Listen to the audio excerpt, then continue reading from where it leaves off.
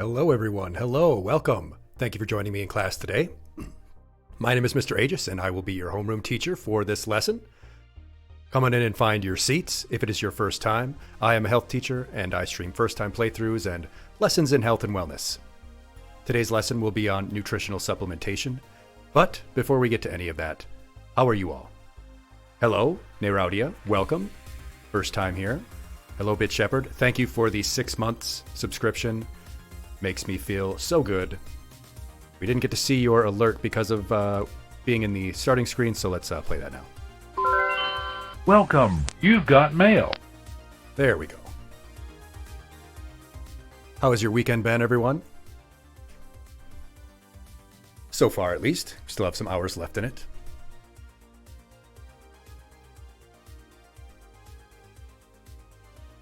We had a great stream yesterday in that collaboration with a bunch of STEM VTubers talking about various topics in science, technology.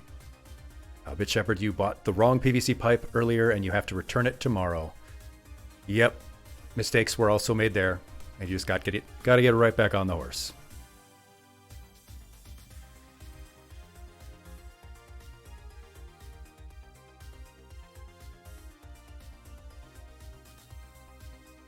Spent my weekend mostly on streaming and stuff, getting ready for yesterday's stream, doing yesterday's stream, getting ready for this one.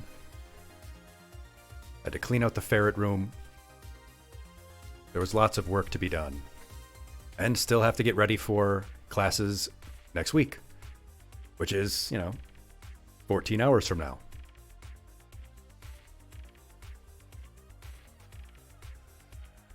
I appreciate that, Bit Shepherd. I thought it went pretty well.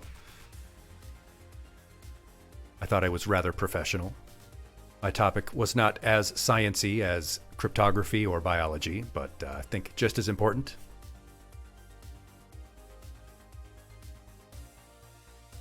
I've got my new Windows 98 colored suit on.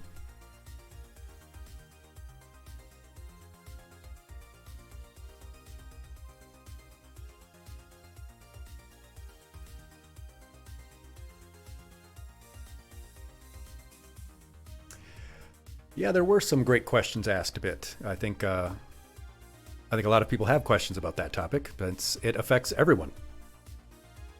One of the reasons that I chose to teach health is that of all of the subjects, once you get past literacy and basic number sense, health and wellness is the topic that's going to affect you most for the rest of your life.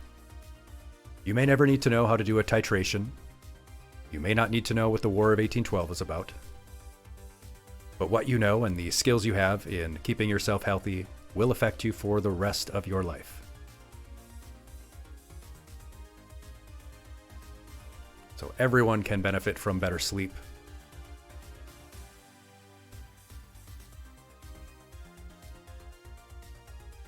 I could certainly benefit from it. I am not following all of the suggestions I gave myself.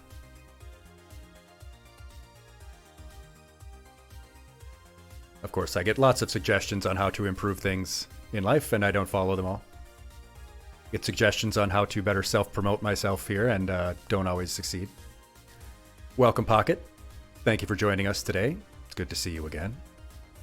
I see you popping in there.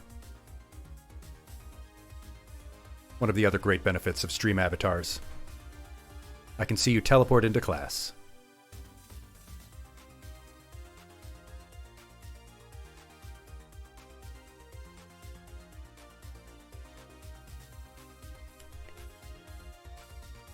Yes, today we will be talking about nutritional supplements. To get us a little bit warmed up, I've got a little joke for you. So, Cop sees a guy. Oh, hello, Sad Panda. Thank you for joining us as well. So, Cop sees a car swerving over the road a little bit, pulls him over. Goes up to the guy and suspects that he's been drunk driving. So he says, well, I'm going to need you to blow into this breathalyzer. And the guy says, oh, I can't. I have asthma. I won't be able to breathe in hard enough. Cop says, well, all right. We're going to go down and take a blood test. Guy says, oh, I can't do that. I'm anemic. I have iron deficiency. It won't work. Cop says, well, all right. Let's come on out here and do a field sobriety test. Guy says, oh, I can't. I have a electrolyte deficiency. My hands will shake anyway. Cop says, oh, fine. Just come on out here and walk a straight line. Guy says, oh, I can't do that. Cop's finally exasperated and says, well, why not? Guy says, because I'm drunk. I think that one's a pretty good one. Oh, sorry about that. I forgot to turn on the throwing system, so you were not able to hit me with that plane. Sorry. I didn't deserve that. That was a great one. That was a great joke.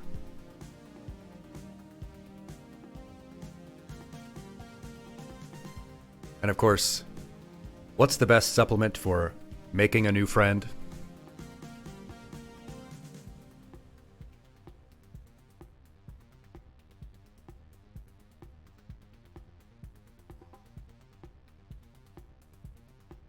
B1.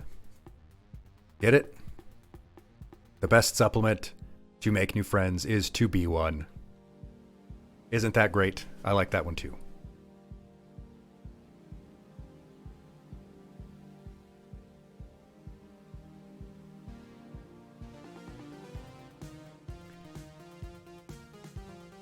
Do do do do do do do do do do do.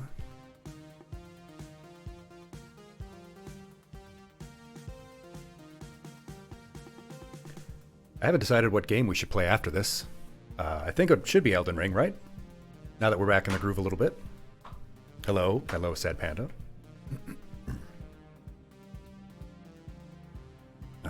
Bit Shepherd, you made rice pilaf for dinner. That sounds great. Don't know what I'll have for dinner. I don't have to wake up too early tomorrow, so I could stay up a little bit later, make something. Maybe have a little of that Bacardi Limon that I have in the fridge.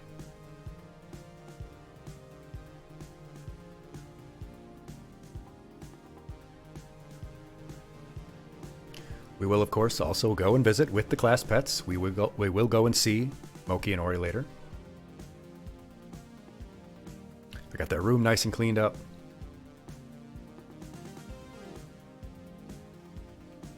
Maybe today, or maybe next time, when we have a good crowd, I'd like to... I have a box full of macaroni. They've never had anything like that in their room before. Got a box of that macaroni that people like to do with their ferrets and let their ferrets root around in it. Oh, and I totally missed your comment, Pocket, about educational party games. I think that is a great idea. I would love to find some. I know that we could do like a Kahoot or, things like that would be easy enough. I don't know if that would be fun enough, or maybe we could do like a Jeopardy trivia type thing. Like a Wheel of Fortune type thing. I'm not sure. Some kind of thing where we have to use our brains.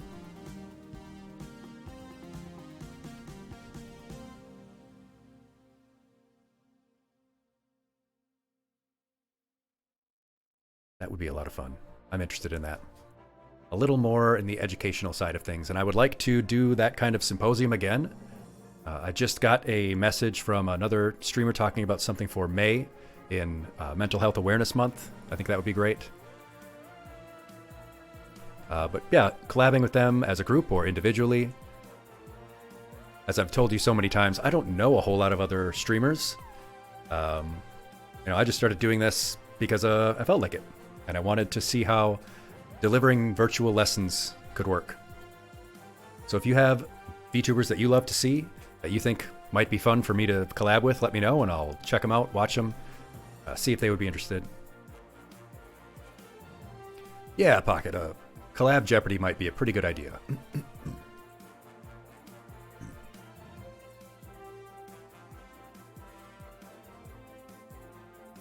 Of course, we could just go to coolmathgames.com, right? Since we're in our old retro computing aesthetic here.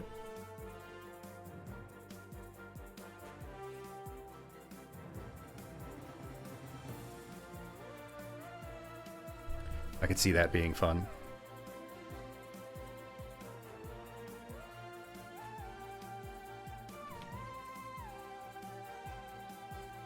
Of course, we do still have that Five Nights at Freddy's stream to come up. I think I will do that next week. I think that'll be our kickoff for that. Yeah, maybe we'll do that on the 29th, our leap day. Our lesson will be on, say, the history of leap year. And hello, Crunch Games, coming to us from YouTube.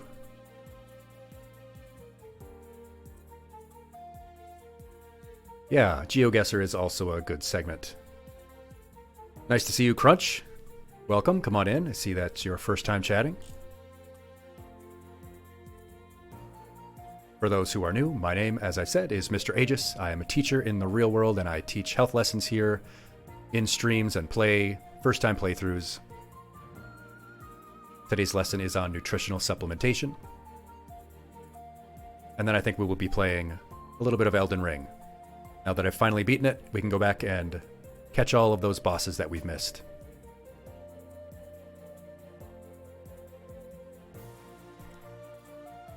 I'm still always happy to hear your suggestions for new games that we can play.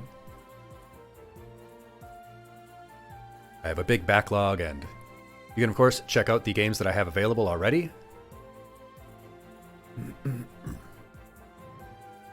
You're usually a Twitch fan, Twitch viewer. Myself as well. Doing some homework. Very good. I, of course, have to say, as a teacher, I am generally against homework. I mean, unless you're just studying on your own too, because you want to. I generally don't like to assign homework. Students already have to go to school for 8 hours a day, and then we send them home with 2 hours more of homework, and then expect them to have time for clubs and organizations and athletics and their responsibilities at home and chores. When are they supposed to have time for natural play and development? Although maybe you're in like college or something where that's not as applicable. But as a teacher who talks a lot about sleep as well, we really shouldn't have kids getting up at 7 in the morning to go to classes. Remember what I said about stage 3 of sleep? You don't want to get woken up during that stage. You'll be mentally less sharp for up to an hour. So that first class of the day won't even be very good anyway.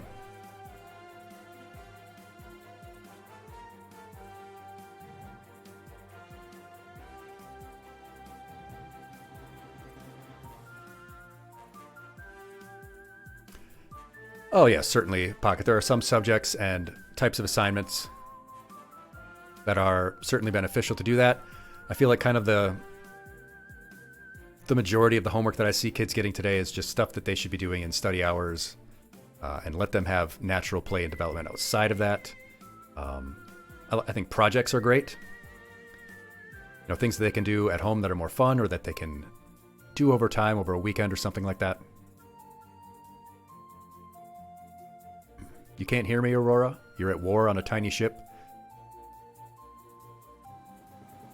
You've got the call of duty for this Modern Warfare 3. Ha ha ha ha. Well, I hope you do well, and thank you for the well wishes. And Crunch, you're getting like 5 hours of sleep on average, or you got like 5 hours in high school, or more like 4. Yeah, that's a I gotta get rid of that one because there's no more snow. Winter's basically over here quite early. Yeah, and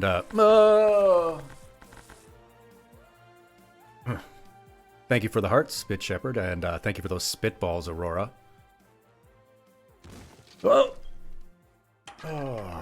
Duck and cover. Yeah, especially as a young person, you need more sleep. You're certainly going to need that stage 2 sleep to get your cognitive development.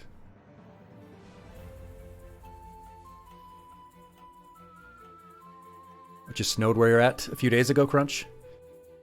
Yeah, I live in the great white north of the US, and we've had a very mild winter. I had one period where I did have a bunch of snow, and I filmed myself playing in it, posted it on the socials, but been surprisingly mild here. I know some people have continued to get buried around the country.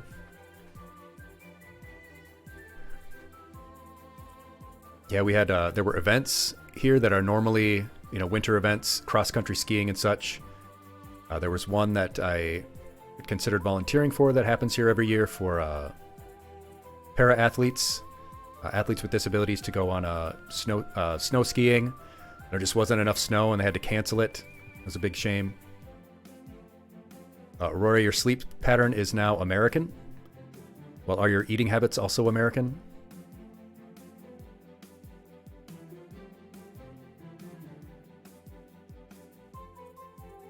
Yeah, there are some things that homework can be good for, especially if it is things that, again, students could be doing on their own anyway, or are better done maybe with family. But yeah, all the rote memorization is just, ugh.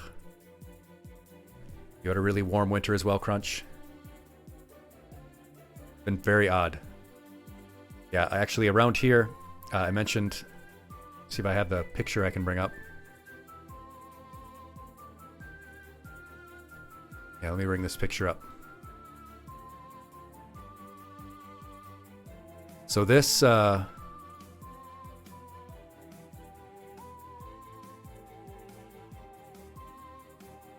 this was a house that is about 10 miles away from me. That's not me in the picture. But this was a house that was about 10 miles away from me. A tornado touched down a few weeks ago. And it touched down about 6 miles away from me and then moved to one side and leveled a few houses. A winter tornado in the north of the country. It was an absolutely wild situation.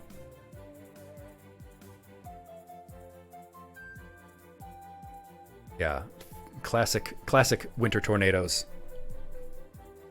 Oh, that, Crunch, is a stream avatar. So whenever you come in, an avatar is shown. And that's you. You can change what that is.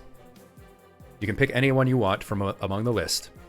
But there's a little tab on Twitch side. I can change it for you on my end if you're not on Twitch. And I believe I have all of the generations of Pokemon in there, and there are some Kirby stuff, and there's Sailor Moon and Gundam Wing. But yeah, I have that added onto Twitch as an add-on. So people can pick whatever Pokemon they want or other avatar to represent them.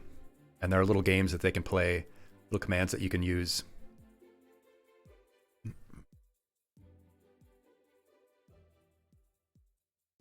It's like $5 on Steam, so it was worth it. Can I change you to a Luxray, Aurora? Let me pick you up here. See, there you are. Let's see, Aurora the Princess, Avatar. Let's see if we can look up Luxray.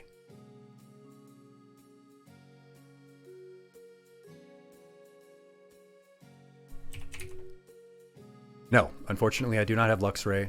I think there's a set limit of how many generations you can have or something like that.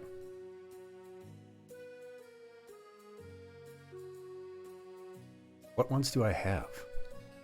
I think I have most of the generations. Huh, that is weird, Crunch. I didn't know it would work like that. It would somehow work through YouTube. You have any connection between your YouTube and YouTube and Twitch account? Like, do you have any integrations?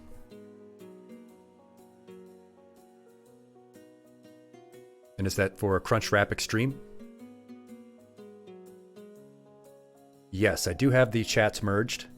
I can see them in the Streamlabs, in the same box that you see them there on the screen. But if I miss one from outside of Twitch, just let me know, because it doesn't show within Streamlabs. I see them on the other screen. So you might see someone from YouTube or Nemo TV or Kick or Trovo TV, or even from Twitter. There is a TikTok integration, but it doesn't work right now. They haven't been able to figure it out. But if you can't change your stream avatar yourself on the Twitch panel, just let me know and I will see if I can find one that you prefer more.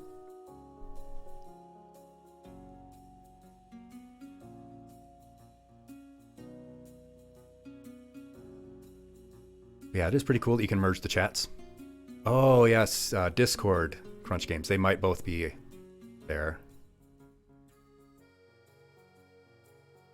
Yeah, so now I don't see you, so it might have just been that you popped in via Twitch. Yeah, that's probably it.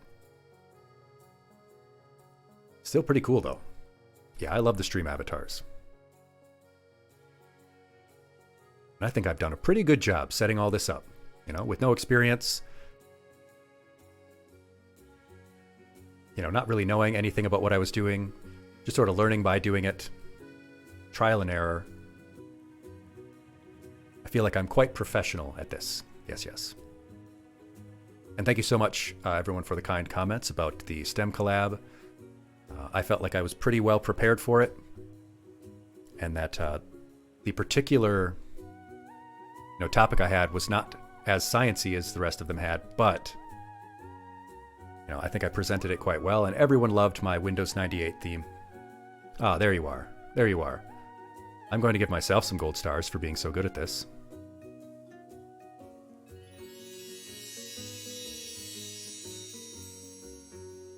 There we go. There is your Voltorb floating around there, Crunchwrap, into Moki's open mouth.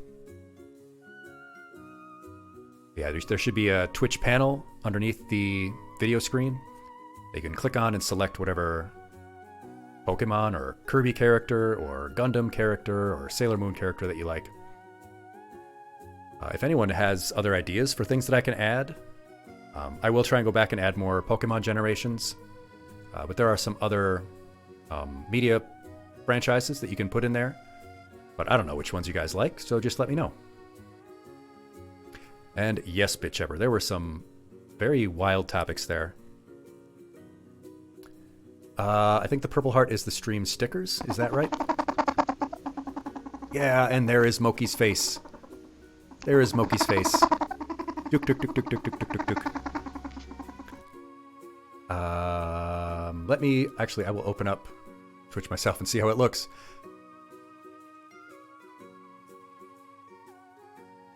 And let me know how you feel about the music, too.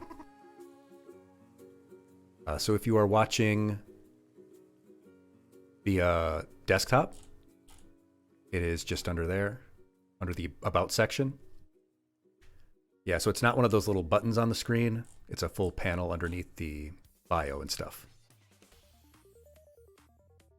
where you find all of the links to the Discord channel and the YouTube VODs channel and TikTok and Twitter and Blue Sky and Instagram and Tumblr and Curious Cat and my list of everything, all of my stuff, with my beautiful Windows 98 aesthetic in the bio as well.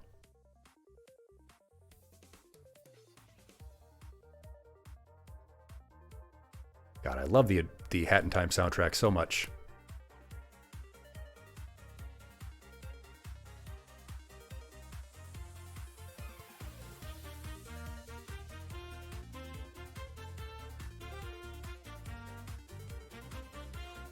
Yeah, it might take a moment for it to refresh and change after you pick one. Oh yes, right. So, so I've got a little joke. Got a little joke for you in regards to supplements. So, cop sees a car swerving a little bit, pulls the guy over, suspects that he's driving drunk. Tells the guy, "Hey, blow into this breathalyzer." Guy says, "Oh, I can't do that. I got asthma." Cop says, "Well, all right. Let's go down and do a blood test." Guy says, "Oh, I can't do that. I have an iron deficiency." Cop says, "Oh, all right. Come on out here and do a field sobriety test." Guy says, "Oh, I can't do that. I have an electrolyte deficiency. My hands are shaky." Guy says, "Oh." Cop says, "Oh, fine. Just come on out here and walk a straight line." Guy says, "Oh, I can't do that either." Cop gets exasperated. "Well, why not?" Guy says, "Because I'm drunk."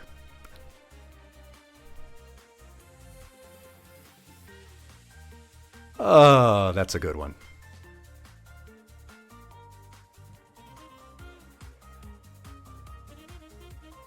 I kill myself. Sometimes.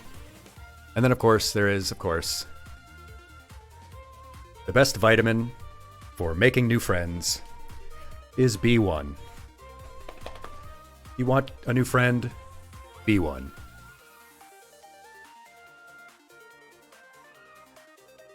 Oh! Ah, thank you again for those hearts. Well, yes, since we have some more classmates in here, let me know how your weekend was. How was your weekend? Do you have anything going on for the next week? Ah, there you are. We have a Kirby in the chat. I love Kirby. Are you a dark Kirby? Is that like Dark Kirby to Link's Dark Link? Oh, you're that fire chicken, Aurora. Can I let you guys know a little secret? It was just being talked about in another Discord channel. I have a little confession to make. I've never played any Pokemon game except for Pokemon Snap and Pokemon Stadium. I've never played any mainline Pokemon game. I was not allowed to as a kid. Oh, twofer. It's not my fault. My parents thought that Pokemon was demonic because it had psychic stuff, and they were rather religiously extreme, so I could never play. Oh, he did for sure! Miss Riz, you are a bad teacher! That's rude, Aurora. That's rude. It wasn't my fault. I wasn't allowed to watch The Simpsons. To this day, I've never seen a full episode of The Simpsons. What about now? I could play Pokemon now. And hello, Hikaru-chan! Welcome, welcome. Konbanwa. And welcome, Cyrus, our resident bone-eating owl. Rao, you say your friend wasn't allowed to watch Pocahontas because of the talking tree. Huh. Oh, bone-eating vulture. Oh my god, I'm so sorry. That is an unforgivable mistake. I was thinking about owls for some other reason. Yeah, we don't need to go into why. I do like owls, though, and I do like vultures. Aurora, we could watch The Simpsons whilst I play Pokemon. Maybe we'll do like a Discord channel TV night or something. Good Lord, what is happening in there? Aurora Borealis? Aurora Borealis. At this time of year, at this time of day, in this part of the country, localized entirely within your kitchen. Yes. May I see it? No. Seymour! What an unbelievably classic clip that is. Aurora Borealis. I was actually, I was saying something about watching stuff together in the Discord. I think we could actually do right here on Twitch. We could watch an old Charlie Chaplin movie together. Because all of that old Charlie Chaplin stuff is now out of copyright. So you can do whatever you want with it. We could watch some old classic stuff like Charlie Chaplin comedy films and just have a few laughs together one night. I think that would be a lot of fun. We could even learn things, talk about the history of film. Those still hold up, honestly. All those old Charlie Chaplin stuff.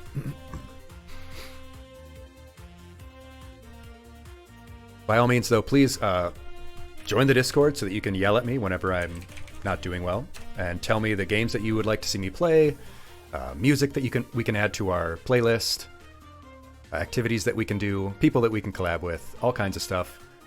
As I've said, I'm so new to this, even though it seems like I'm really professional and everything. Whoa! Okay, we're gonna have to show the behavior chart, honestly. Aurora, if you keep that up. But yes, it's only been a few months for me at this, and I'm so grateful for everyone supporting the channel and enjoying what I do. Oh, God, bags. I didn't know how many people would enjoy a teacher streaming actual lessons. I know there are other teacher streamers, some who are just, they use it as a gimmick, which is fine, as an aesthetic. Ooh, you got some pie, eh? Can I have a piece? Sure. Ooh, let me have some of that Cool Whip. What'd you say? You can't have a pie without Cool Whip. Cool Whip? Cool Whip, yeah. You mean Cool Whip?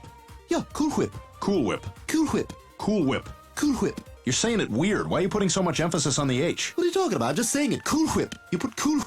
Cool Whip. Cool Whip. Oh gosh, that's a good one. Thank you for that, Redeem. Crunch. Yeah. I didn't know how many people would like a teacher streamer who actually does lessons.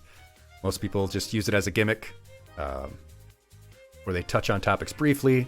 I like to do full lessons. Why not? Why not learn stuff? How do I help you, Aurora? Borealis? The second one you got right. Borealis. There you go. You got it. But yes, so let's head on into the lesson room, actually, because we're going to learn some cool stuff.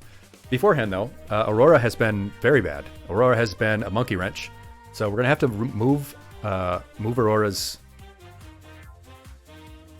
We're going to have to move their clip down on the chart. So bear with me a moment. This is... Oh, yep. See, this is what happens. This is what happens when I can't send someone to detention. I can't call their parents or put them in detention, so we're going to have to do something else.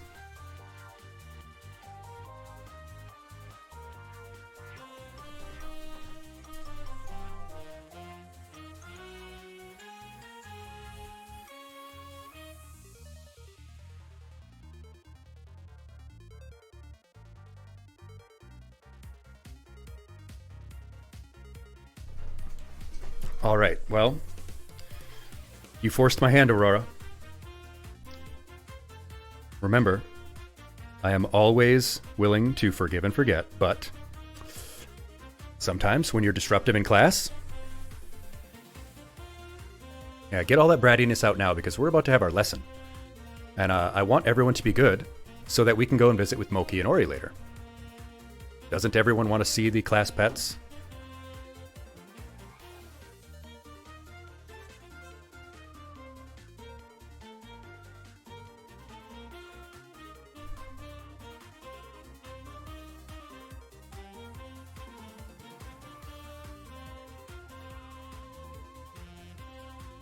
All right, let's head on into the room here. And class, if you are not familiar, if you are new here, we do have a behavior chart. Maybe you're familiar with this from your time in school. Oh, Rao got hit with an ad. I'll just I'll vamp a little bit. So this is our behavior chart, right? You might be familiar with this in your time in grade school or middle school. It is just for fun here. I know some people have a little bit of traumatic experience with it. And the only people who have their clips on the chart are people who want them to. So if you want to have one, just let me know and I'll put you on. But we have 4 tiers. We have 4 tiers here. If the video will actually play. That old legacy media player is terrible.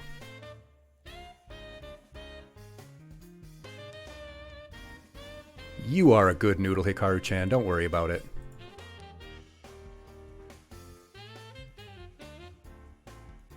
There we go. So as you see, at the top of the chart is our teachers' pets. Students who go above and beyond to make sure that everyone is having a good time and enjoying themselves and learning. Under that is Good Noodle, where most of our students are. Then, of course, there are the monkey wrenches. Students who like to throw a monkey wrench into the plans. And then, of course, there are the bad noodles. Students who make life harder for the teacher. And let's see what happened because of Aurora's actions. Oh, look, there they are. And what happens? Boom. They get brought all the way down to monkey wrench. It's the first time I've ever knocked someone down 2 tiers. Congratulations, Aurora. Midnight Floor Lego. Is that a comment on the carpet?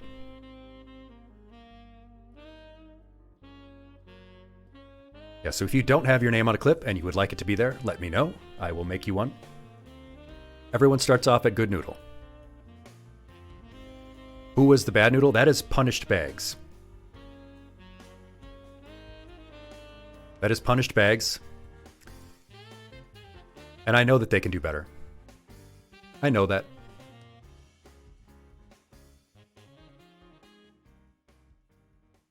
But they're hoarding all of the Sonas. Yes, yes.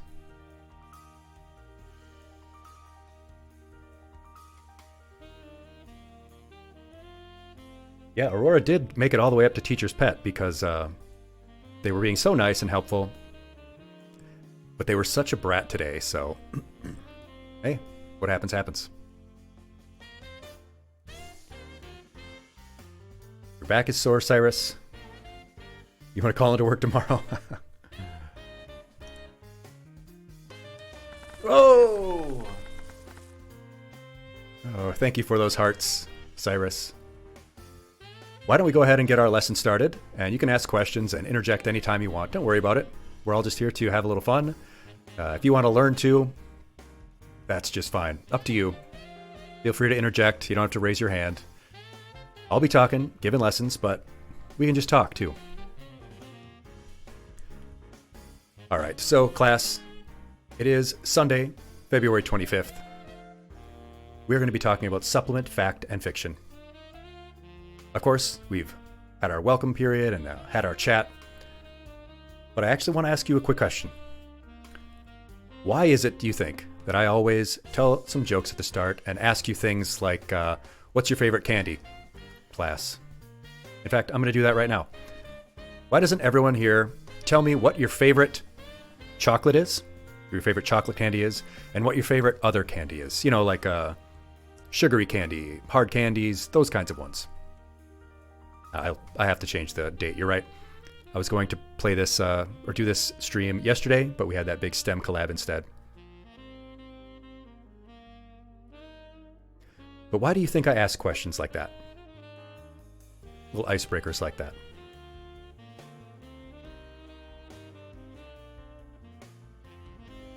Rao has York Peppermint Patty for a chocolate one. Oh, and some nice butterscotch. Very good. Are you a Werther's Original fan?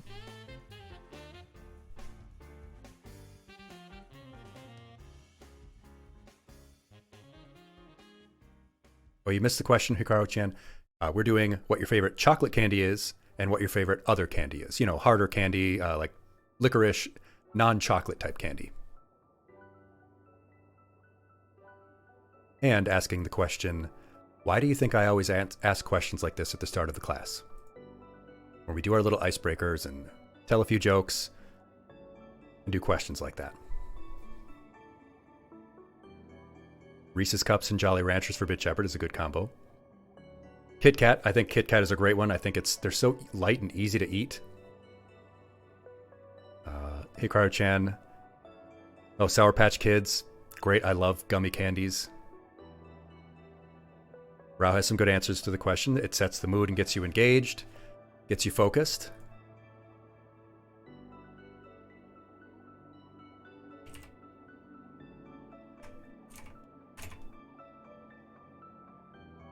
Low stakes engagement, Bit Shepherd says. Getting people comfortable with the idea of volunteering.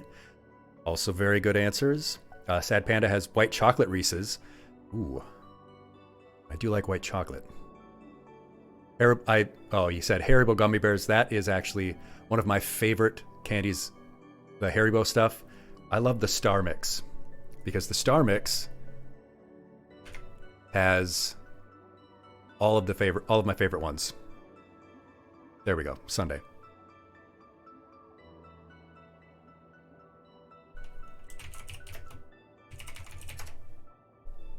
And all of your answers are correct.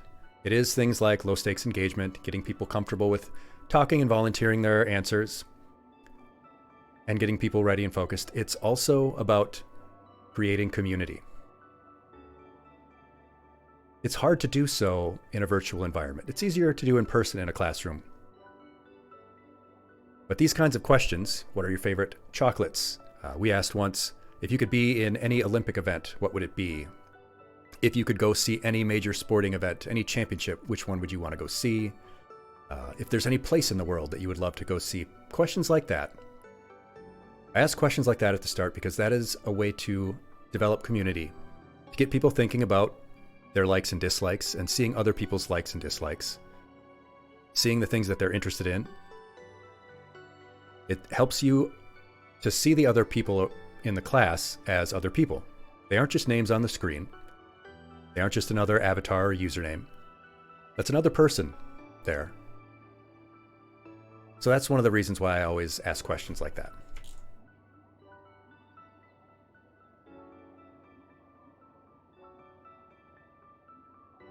And this is Star Mix. This is why Haribo is so good to me. This has a whole variety of different types of their gummy candies. So you get the little Coke bottles, you get their twin snakes, you get those good cherries and gummy bears. Get a whole nice mix of everything.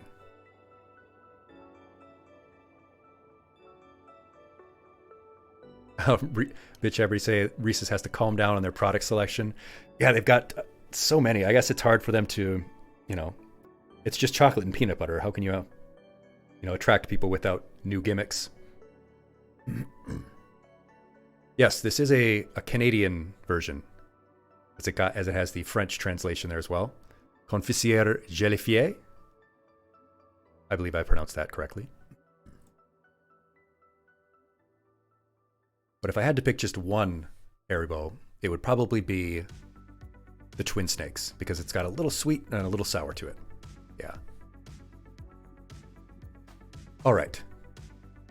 So I hope you understand a little bit better of why I always ask those questions and pay attention to what people are saying. It also helps me to learn more about you. Swedish fish are pretty good, Cyrus.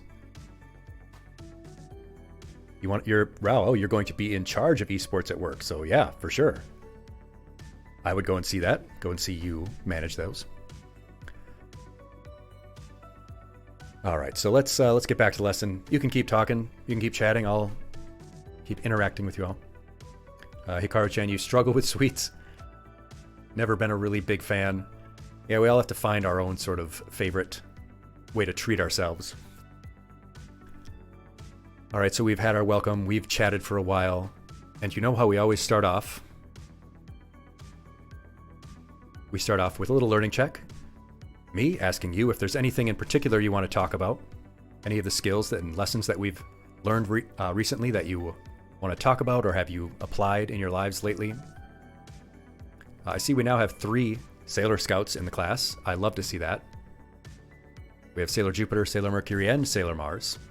All 3 are excellent choices.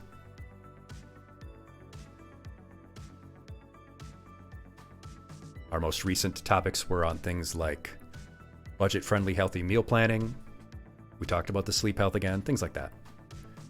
But if you do want to review any of those things, just let me know, and I can go over them again, or we can get a link to the VOD for that one.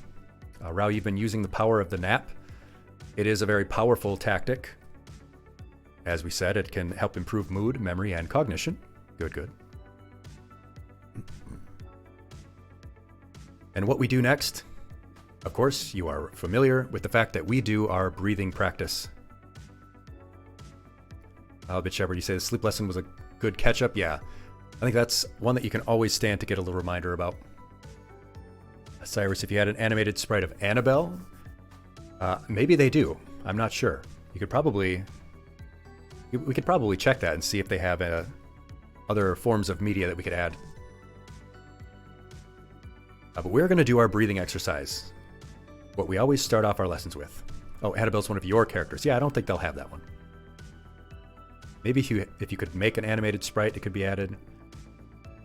But we're going to do our breathing exercise as we always start off our lessons with. Get us focused and calm and get us ready for the lesson here. Let me bring up the little GIF here that you can follow along with. In our 4-7-8 breathing practice, we're going to do diaphragmatic breathing, which means we're going to pull the air down deep into the bottom of our lungs, where we have more surface area for the lungs to take up all that oxygen and gives us more time to get it all in. Actually have to ask. Oh, never mind. I thought someone was YouTube commenting. That's all right. Anyway, yes, we're going to put our shoulders back, nice and relaxed. Sit up straight. Make sure you're still comfortable. Feet flat on the floor. Going to put one hand on your chest. Actually, go ahead and do it while we're doing the lesson. Put your hand on your chest and put the other hand on your abdomen. Hand or claw or paw or tentacle or whatever you have. And when we're doing the breathing in part, you're going to breathe in through your nose for 4 seconds. Nice and slow. And then you're going to hold it gently for 7 seconds. And then you're going to exhale slowly through your mouth for 8 seconds. Because we breathe so fast and so shallowly in the modern world, it's 4 or 5 times faster than this, which increases our anxiety, our susceptibility to stress, and taking a few moments to breathe slowly can help you out with that. So when you see the little pink ball get around, you see it's on hold and now it's on breathe out. When it gets up to this green one, we're going to start with breathing in. So go ahead. When you're ready, breathe in and hold it.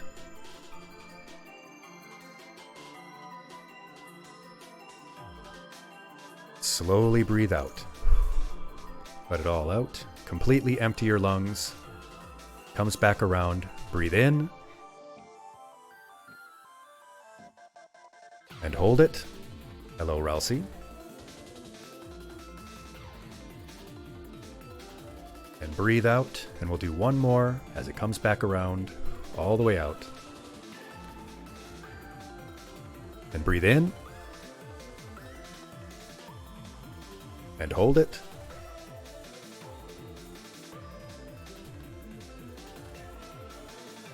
And And let it all out.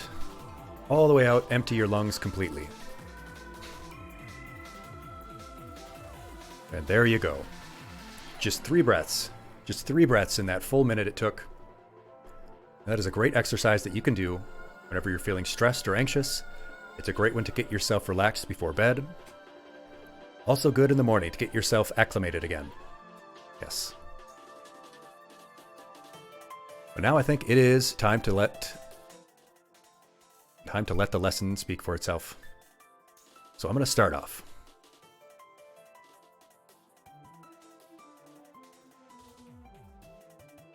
With our question.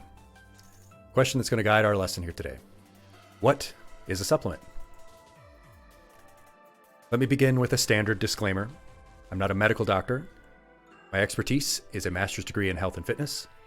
I've held certifications from the National Strength and Conditioning Association, the American College of Sports Medicine, the International Sports Sciences Federation. I've worked in the health industry, and I teach health. So I have some expertise, but I'm not a medical doctor. The information we'll talk about and the discussion that we'll have should be used at your own discretion. If you have specific concerns or medical conditions and you're not sure how this applies, please do talk with your doctor before beginning, modifying, or ending any supplement use, and make sure to follow your doctor's directions. That standard disclaimer out of the way, we're going to start off with some groundwork. We're going to lay a little foundation about supplements and the industry before we delve into them individually. Rousey, that's a great question. I am actually going to do a separate one because there are so many supplements available. I'm going to have one next week or the week after, which will be just about both caffeine and weight loss supplements, because those are sort of their own whole can of worms. So what is a supplement? They are vitamins, minerals, enzymes, amino acids, herbal supplements, anything additional that is missing or insufficient from your food and drink intake. So why do people take supplements? It can be a short-term illness or a long-term condition that makes it harder to get enough of something through food, or you need a higher amount than usual. Commonly, people will take a vitamin C supplement when they have the cold and flu, or someone who has anemia might take iron because they have an insufficient amount. People who are on certain diets may or may not get some of the necessary nutrients they need. People who follow a gluten-free diet may want to take a fiber supplement, for example, if they feel like it. People who have higher nutrient needs, like athletes, may take certain supplements. People with specific goals, for example, the supplementation of vitamin B7 or biotin is commonly used. Some people believe it has a beneficial effect on their hair and nails and teeth. And of course, people might use supplements simply because it's a trend. An influencer pushed it, or there's a lot of popular hype. For example, a few years ago, celery powder came out of nowhere and people were taking it. Hikaru Chan, you say you're recovering from ED and you don't eat enough food. Yeah, that's something that should definitely be talked about in conjunction with medical care. Let's get into the industry. There has always been an industry in terms of non-medical cures. Potions, tonics. We could do an entire stream on the history of snake oil. But we're just going to talk about the here and now today. As it stands, it is a $200 billion industry. It's going to be worth about $300 by the end of the decade. And especially after COVID, there's an increased desire for people to self-manage their healthcare given these rising costs. So it's just going to go up. Some estimates put it at about 90,000 different supplement products on the market today. And up to 4 out of every 5 Americans take some kind of supplement product. And those that do spend up to about $500 a year on them. Vitamins make up almost a third of that, with the rest of the spending sort of split relatively evenly between herbs and meal supplements and sports nutritional supplements, things like that. And there is over $1 billion spent on advertising by this industry. Perhaps most concerningly, 1 in 3 adolescents is taking some kind of supplement. This doesn't take into consideration all of the stealth advertising later, stealth advertising as well. So I have to say it is a huge deal. It is a global industry. It's big business, and the key word there is business. Its purpose is to make money. So it has every reason to lie or omit facts or fudge the numbers in order to do that, making money. And as you mentioned, Hikaru-chan, regulation. The regulation of supplements in the US is dismal. In the US, Food and Drug Administration, the FDA, technically has oversight, but supplements fall into a convenient space where they're not considered food or drugs. So they don't really have to meet the standards of either of those things. They sort of get their own separate lackadaisical standard. Yeah, Ralsei, we could do a whole stream just on goop. In fact, the FDA is only responsible for doing something against the company after a product makes it to market and a violation is found. Companies can claim just about anything they want. They can say that their supplement improves your metabolism. Well, oh, hello, Utopia Tree. Good to see you. They can say that it improves your metabolism, or that it makes your hair and nails shinier, whatever it wants, with very minimal backing, as long as it doesn't claim to, quote, treat a condition. As long as they don't claim that it treats or cures a disease, like saying, this product will reduce your arthritis, as long as they don't say something like that, they can just say whatever they want. When the FDA does do inspections, this is all highlighted quite prominently. In 2017, over 650 facilities were inspected, and over half of them had violations of some kind. Most of them were failure to establish the purity of the supplement or its concentration or what was actually in it. So these facilities were unable to establish if the product was pure, how concentrated it was, or if it even had the thing it said it had in it.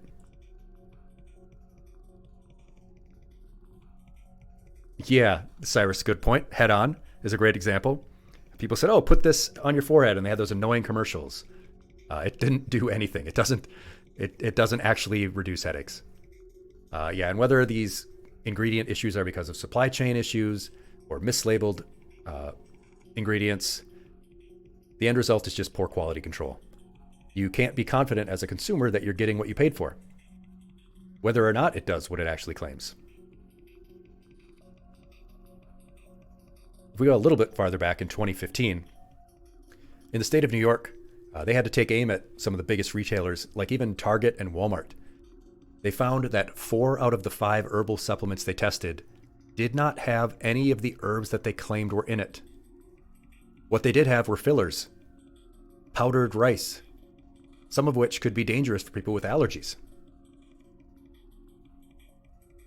Powdered beans, powdered peas, or wild carrots. If someone was allergic to one of those things, that's what they might have been getting if they bought an herbal supplement that claimed to be ginseng. 4 out of 5. And of course, there's also concerns about contaminants like heavy metals. But we'll leave off on those issues in regulations in regard to the physical safety. Just be aware that when you pick up a bottle of some supplement, tablets, or mixture, or whatever, there aren't as many steps between you and that product as there are with food. You can make more informed choices, though. Some supplement makers do go through an extra step to have independent third-party labs test their products to make sure that they are what they say they are, they're the concentration they say they are, and so on. So if you look and you see seals from the NSF or the USP or consumer labs, means that that company has had a third-party lab test it to make sure that it is what it says it is. Again, this is just about ensuring that what you're buying is actually what it says on the box, let alone what the claims of it are. I was not the grade school teacher who invented Airborne, Bit Shepherd. That is slander.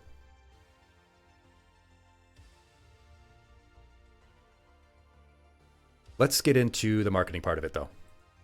Let's talk about those claims now that we've talked about the regulation. There are a lot of ways to promote supplements. Sometimes it's fairly easy. It's a nutrient that's very well known, that we know that we need. For example, we know that vitamin C is needed. It's not too hard to market that. In fact, people can come up with things like airborne. Sometimes, though, you might see supplements that claim to boost your immune system, or also boost basically every organ in your body, like this one here. Wow, why doesn't everyone take that then? Well, there's many reasons.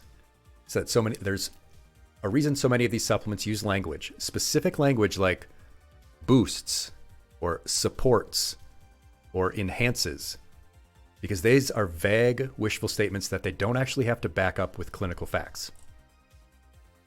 They will also overuse sciencey sounding words like genetic and biological and cellular to imply that what they're selling is more sophisticated than it actually is. It also makes it seem like the product is very targeted. It's down to the cellular level, just buzzwords, right, Hikaru-chan? It gives it an aura of authority. Surely these must be serious scientific minds. Let's look at this one and this claim that it enhances daily brain function. Okay, well, let's slow down here. How? How is it doing that? How did they measure it? How did they test it? Who did they test it on? Does it work for everyone? You'll probably never know the answer to any of these. This one doesn't even make a vague reference to any scientific support for it. Some you see here, like this one on joint support. Studies show that you need 500 to 2,000 milligrams of turmeric extract per day. Who said that? And the other one says it's clinically proven. Well, okay, what clinic, where? How is the best question you can ask, Rao. Good point.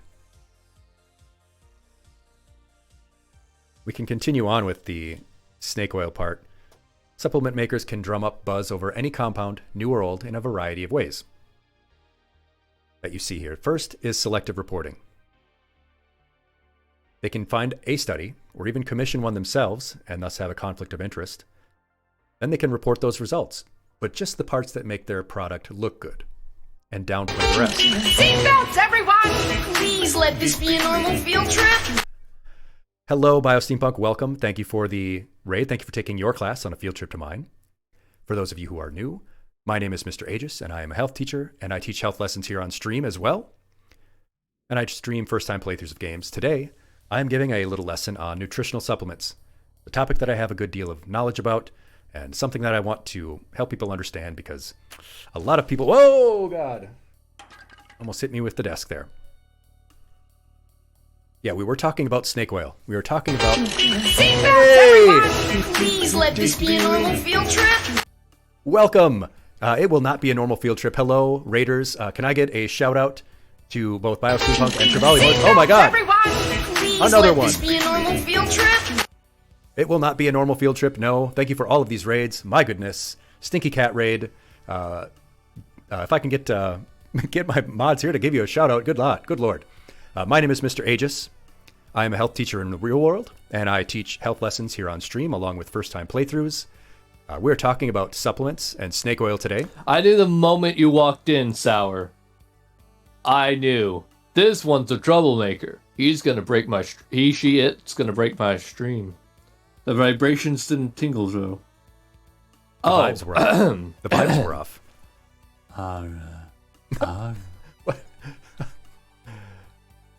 Did those vibrations tingle? Yes, go ahead and follow BioSteampunk. And follow Turvalis and the Stinky Cat Raiders. I have no idea what that clip is. That was wild. Yeah, we were talking about...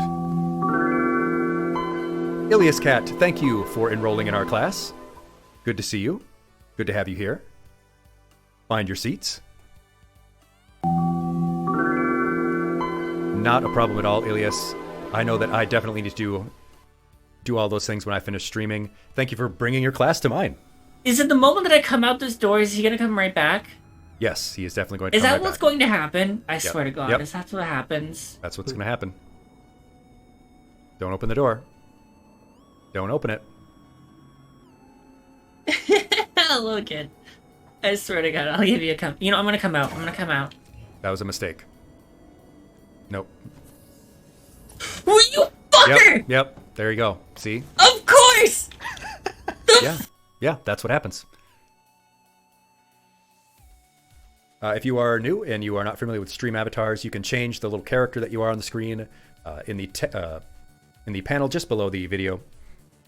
Yep, it was the second you walked out. That's how it always happens. What is going on, Utopia Tree? We are getting all kinds of raids from so many wonderful new streamers that I've never met before. So we're gonna all have to go and follow those. They've brought their class on a field trip to ours.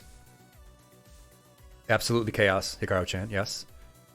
We were talking about how there's basically no regulation on supplements. Oh, thank you for joining, Absolute Nar. Thank you for enrolling in our class. And Hikaru-chan, with a subscription. Welcome. You've got mail. So much is happening. It's chaos, and I love it. Thank you all so much, class, my wonderful students. But yes, there is basically no regulation over supplements. It's all hype and snake oil. They make vague claims like boosts or enhances because they don't have to prove it. They can use selective reporting, where they just talk about one little part of a study and leave out the part that said it was bad. They can engage in exaggerated or skewed reporting. They'll stack the odds in favor. Oof, bonking me on the head. I'm trying to make a lesson here. They can use anecdotal evidence, where one individual person's success lets them say, hey, this works. Celebrity endorsements follow in this footstep. They can assume that you can get bigger results with bigger doses when that might not be true. But also, there's a reason we still want supplements. There's a reason the demand has not ceased ever since the first quack doctors opened their first snake oil shack. We could do an entire segment just on the history of quack medicine, and also likely an entire segment on just alternative medicine, but I'll stick to just the purely modern supplementation here. There will always be a demand, so there will always be an industry. People want to be healthier. They want to feel better. They know they may not have a healthy diet or be active enough, and we live... Oh, thank you for those hearts. Yes, we live in a fast-paced and stressful world. We have a bounty of health issues, and healthcare is expensive. Some people might call it laziness, but there are a lot of reasons people want this.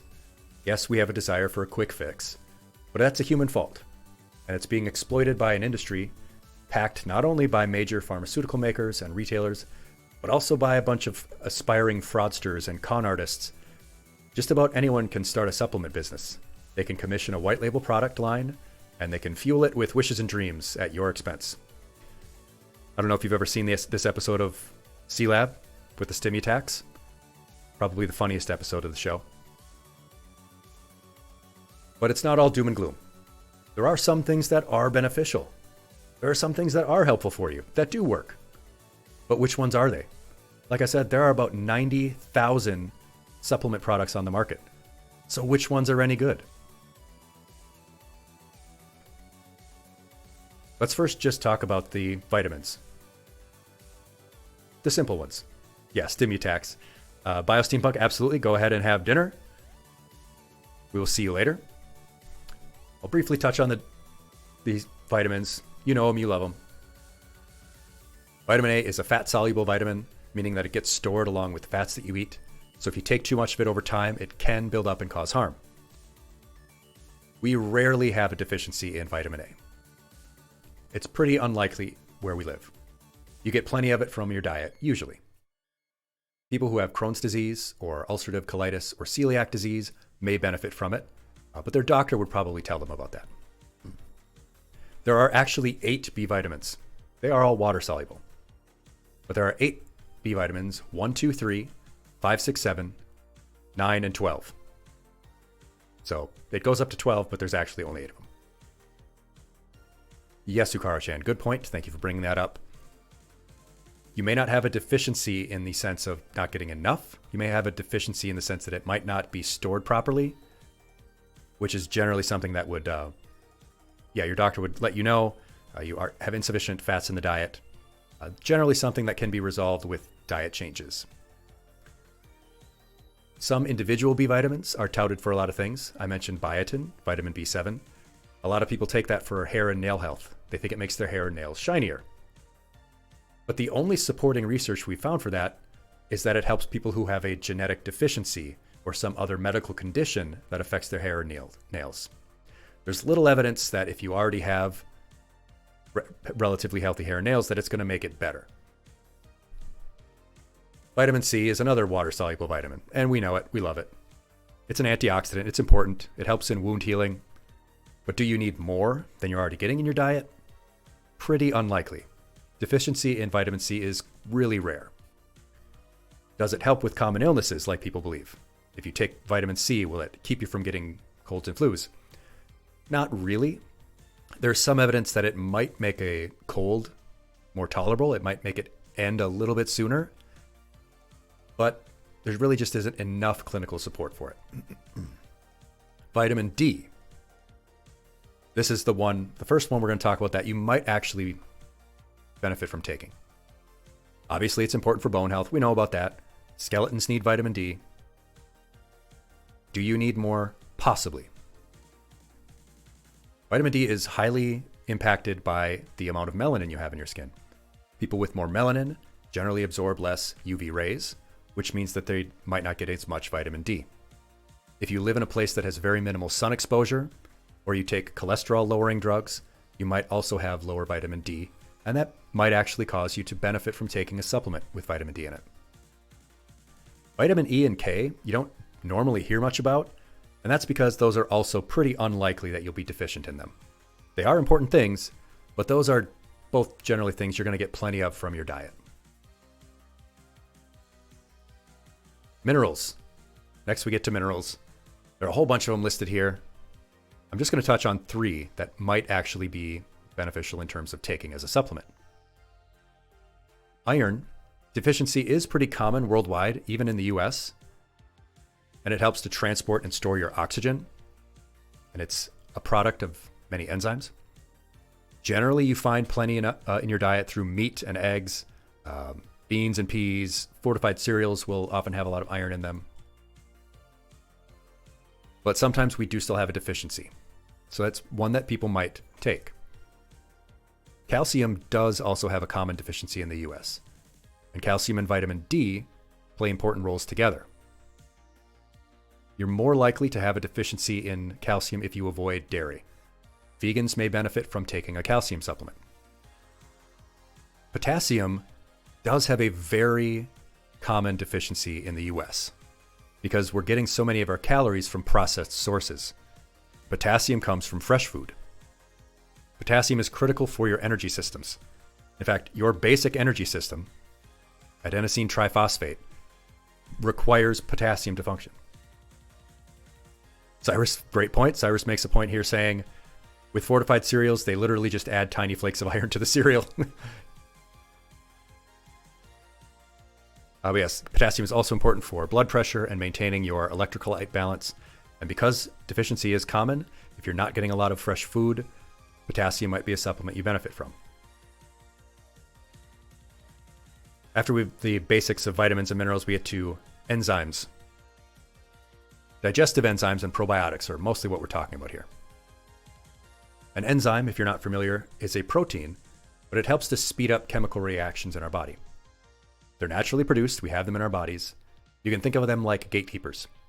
Other compounds will connect with them, and the enzyme will break them up or hook them together to make them into something else. So in terms of supplements, the most common ones are digestive enzymes. What they all do is they facilitate the digestive system breaking down foods, which sounds great to take as a supplement, people would think. It'll help us process food better, maybe with weight loss and such. But I'm just going to lump this all together with probiotics as well, because it's about gut health, right? Gut health is something that's very common and popular to talk about these days. And gut health is super important. A lot of studies right now are telling us that it's even more important than we think. Our gut health has a brain, basically. And with modern diets, we have a lot of digestive discomfort. We have some digestive health issues. So these are genuinely things to worry about. Oh, the Gundam Wing theme is playing.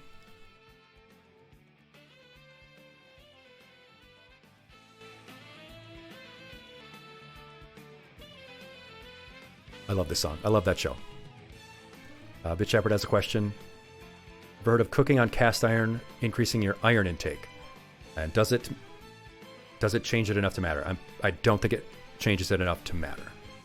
Cast iron skillets are beloved for cooking because they're believed to improve the flavor. I don't think it has a significant effect on the amount of iron in your diet. But yeah, these enzymes, these probiotics, these digestive enzymes, there isn't any clinical support that it really helps unless you have a medical condition in which your gut health is impacted.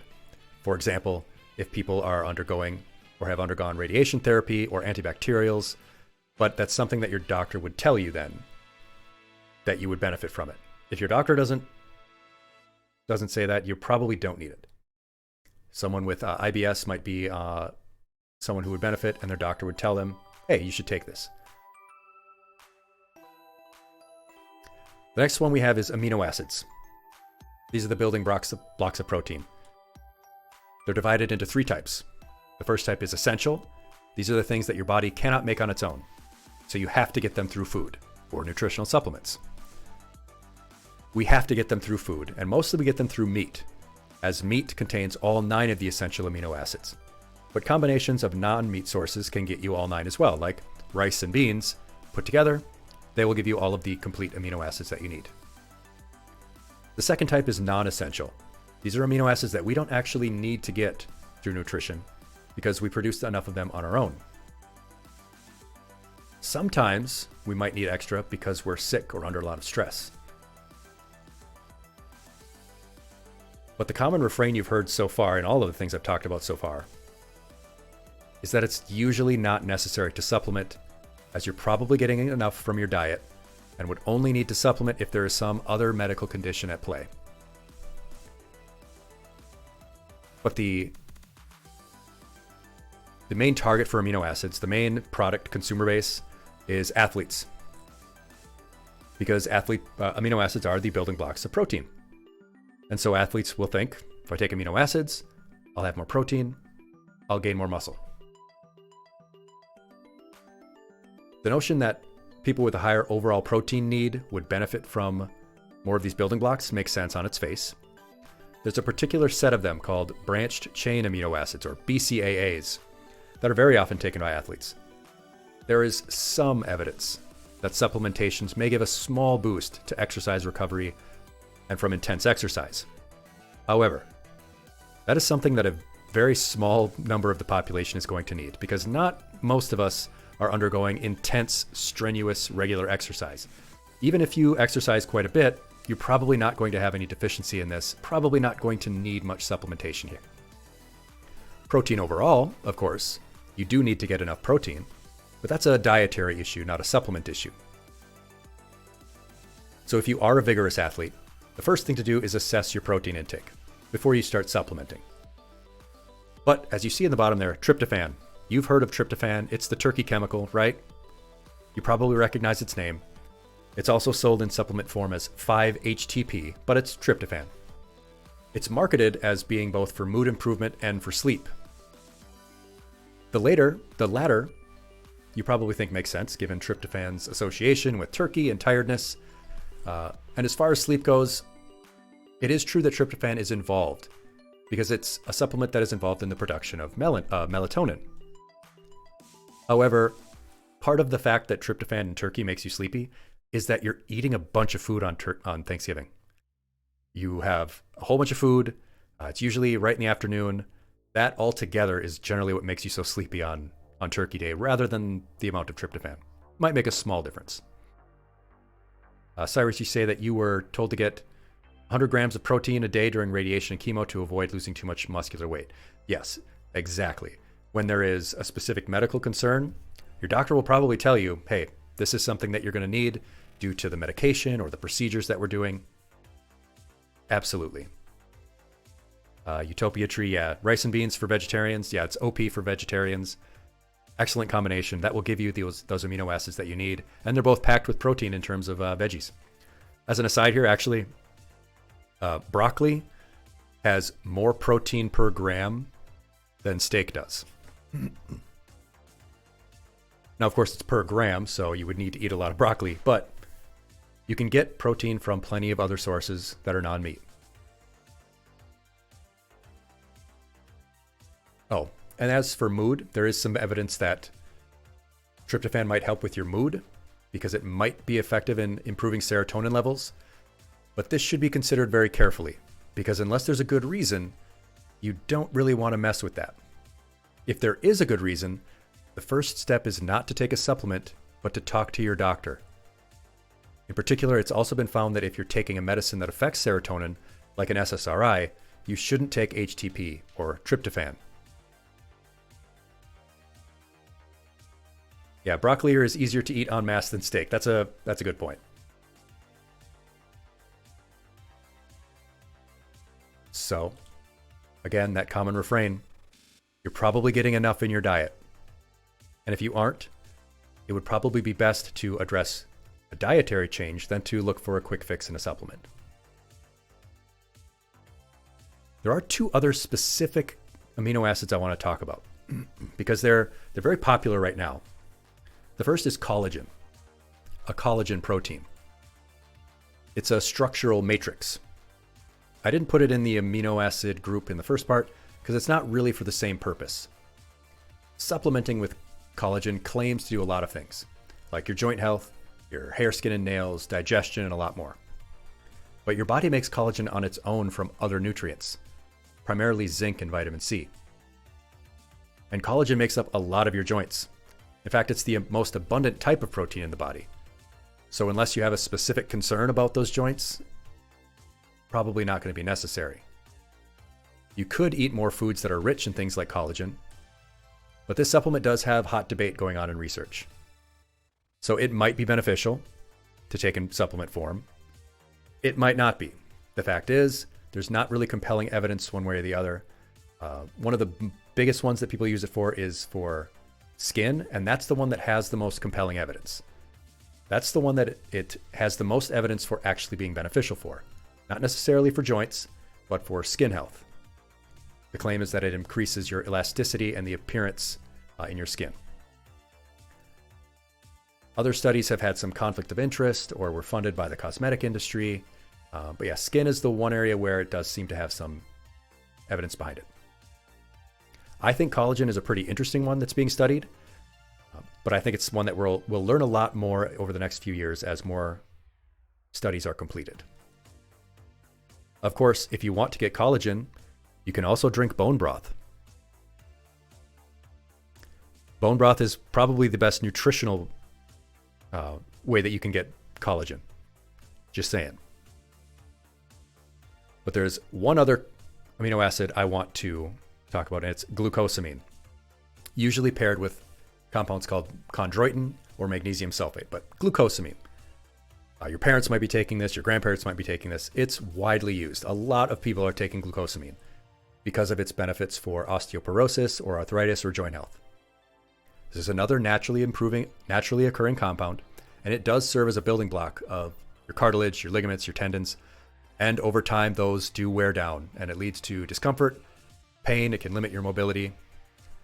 This one does have extensive research on it, but there are still two sides.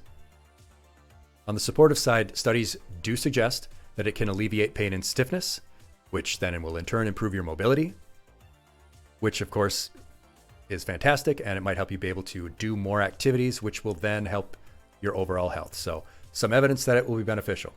It may even support the production of synovial fluid, that the fluid that's in your joints that helps them move. It's like the oil in a car. It may even slow the progression of joint degeneration. So when you take it as part of a comprehensive plan to improve your joint health, that is, if you're getting good nutrition, you're doing some sound, safe exercise, and taking glucosamine, that might actually provide a benefit to your joint health. On the other hand, there is some inconsistency in the research. Many of the studies do show that it has benefit beyond placebo, but there are still some variations in the amount of benefit. So it's harder for us to know exactly how much is good, how much is too much, how much is not enough. So we do still need more research to tell us exactly how beneficial it is. However, I do have one suggestion, one tip about glucosamine.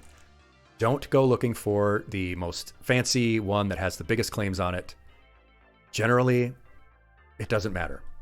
Whether it's a tablet or a soft gel, with or without chondroitin or magnesium, there can be huge variations in the cost of this. So it's hard to know which one is best. So it's best, in my opinion, this part is my opinion, not about the clinical research, get a very basic one from a reputable company that has a third-party lab approval. As you see here on this one, it has USP. Get a basic one and try it and see if it helps. Make note of how you feel beforehand, and then make note of how you felt after a month or two.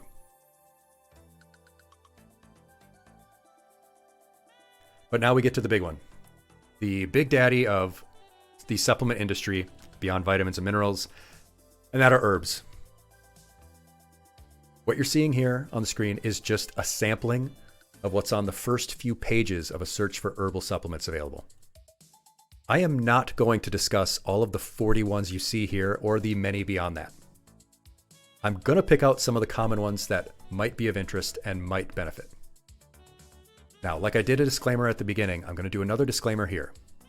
Many of these herbal remedies, supplements, and cures are a part of many traditional practices in cultures around the world. I want to make it clear that I'm not going into those or disparaging them. My task here is describing those that have a proven effect in terms of clinical research.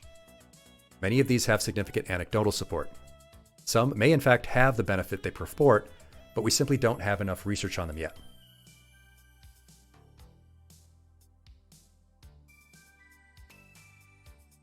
Ashwagandha, for example, is a significantly used herb in Ayurvedic medicine, traditional Ayurvedic medicine. And there's some support for it in terms of reduction to inflammation as an adaptogen. Many of these herbal supplements are adaptogens. They help the body adapt to stress, but whether they actually do that, we don't generally have clinical evidence such that I could recommend it.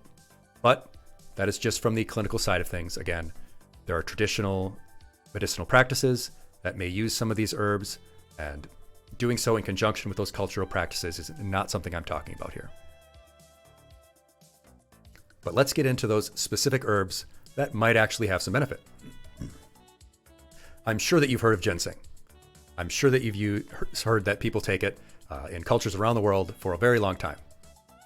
And there is some evidence that it can improve mental clarity and immune function, but this varies in huge numbers depending on the type of ginseng and the individual.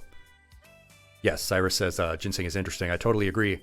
It's super interesting and has been used for literally thousands of years. But despite that, our research just can't pin it down. And there are many different varieties of ginseng.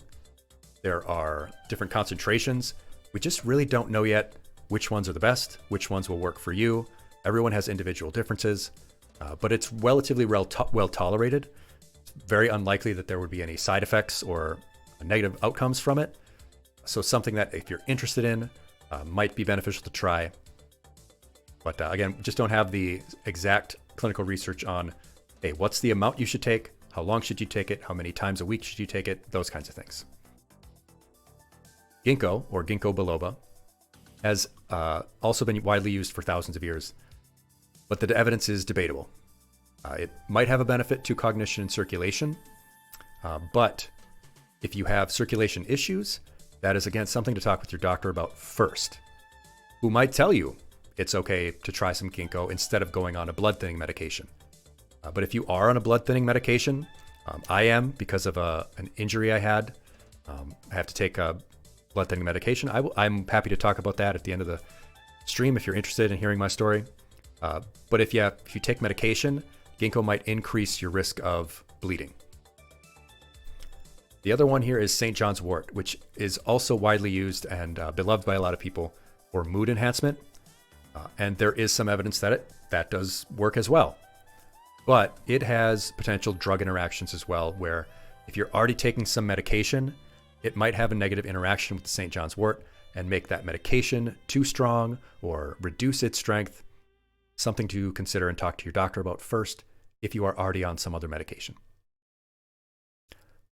The next big one here is echinacea. And a lot of people take this when they're sick or if they want to prevent themselves from getting sick. There is some evidence for this as well.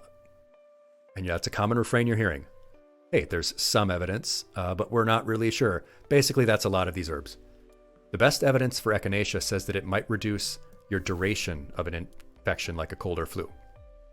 But we don't have a lot of research on whether there is any long-term side effects from echinacea. In the short term, might be helpful in reducing the length of a cold or flu. Garlic, I almost didn't put on here because it's just it's a food, you know? But there is some evidence for heart and immune health, and it's generally safe to take. So if you want to add some garlic, probably not going to hurt you. It may cause your tummy to hurt. That's about it. Utopia Tree say St. John's made you freak out. Yes, that's exactly what I'm talking about. It can interact with different medicines. And because it has an effect on mood, that's always something to be wary of. Anything that's going to possibly affect your mood or brain chemistry is something to consider very carefully. The last one here is berberine. I believe it was... Oh gosh, I'm going to be upset with myself for not remembering because I should know. It was... Yeah, it was Bit Shepherd. Bit Shepherd. I'm confident in saying it was Bit Shepherd talking about their spouse taking berberine. There are promising studies that it does help with blood sugar, regulating blood sugar and cholesterol. It would be great if we had more research on it, especially on the long-term effects, but it does seem to have some benefit. Uh-oh, did we have a stream cut? Let me check the... Cyrus is saying that there was a stream cutout. Okay, yeah, it does seem to be working okay. Checking the bitrate. Fantastic. By all means, though, always tell me when that stuff happens because Twitch sucks and might not let me know that there's a problem with the stream. You have an ad? I will go ahead and wait on that and just vibe for a little bit. How's everyone doing? It's one of our longer lessons. We do have another page of herbs to talk about. Perfect. And Bit Shepherd, ever the helpful, good noodle, keeping an eye on YouTube as well. So the second page of herbs that I want to talk about, the first one is ginger. Another one I almost didn't include because it's a food. You could get it from a food source, of course. Ginger is actually pretty good situationally. It can help to reduce nausea and vomiting. It's been used, doctors have told people themselves to take it after chemo or during pregnancy to help with motion sickness. So ginger does actually have some clinical support. Oh, thanks for the apple. Elderberry is another one that I hear a lot of people taking. It's another traditional cultural medicine many people take for fever. This is another one that may reduce the severity and duration of a flu. So might be something to consider if you got a bad flu and you want to get it over with. Green tea, maybe another big daddy of herbal supplements. Very rich in antioxidants. And there is emerging evidence that drinking green tea regularly can actually reduce the risk of Alzheimer's. And this is another one where, hey, it can't hurt. So if you want to take it, probably not going to have any issues with side effects or whatever. So it's not something that I would have to, warn you about. Next one there is saw palmetto. Commonly used by a lot of people, older men who have prostate health issues. There is some evidence that it does improve urinary flow. Yeah, Uncle Eero would approve of the green tea. Bit Shepherd, good point. Might also benefit from saw palmetto. He's an older gentleman.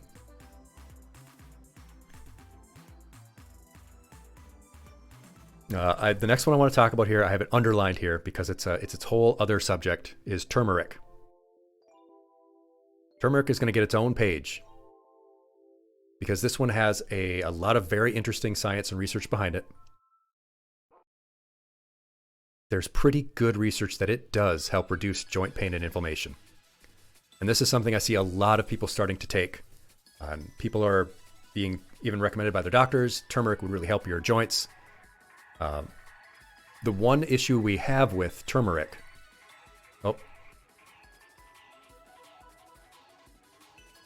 is that while it contains the compound curcumin, which is what does this, and might relieve symptoms of osteoarthritis, rheumatoid arthritis, all those kinds of things, it does seem to work. The challenging part is it's hard to get an effective dose into the bloodstream. Curcumin is very poorly absorbed by the body. So you might have heard the term bioavailability in terms of supplements, and a lot of supplements say that our version of this supplement has better bioavailability. Most supplements, that doesn't matter. This is one of them where it does matter. Because it's so hard for our body to absorb this, a form of it that has better bioavailability would work better. BioSteampunk says they are not available all the time. Yeah, exactly. To address the problem of getting it absorbed in the bloodstream, there have been a lot of different strategies, combining it with other substances like black pepper, encapsulating it in special delivery systems, but we don't really have a perfect solution yet. It also takes some time to start working. It has to build up in your system. And the time that it takes for it to build up in your system is dependent on your other nutrition, your metabolism, the concentration you're taking. So a lot of people will experience relief from this. Some people quicker than others. The problem is consistency. We don't know how long it's going to take for you as a person, as an individual, to actually benefit from this. And we don't know exactly how much you as an individual need to take. And this is all impacted by the specific company making it. How pure is their product? How concentrated is it? So this is a sort of study, this is sort of a case study for us in terms of a good supplement. It works pretty well for a specific problem, joint pain and inflammation.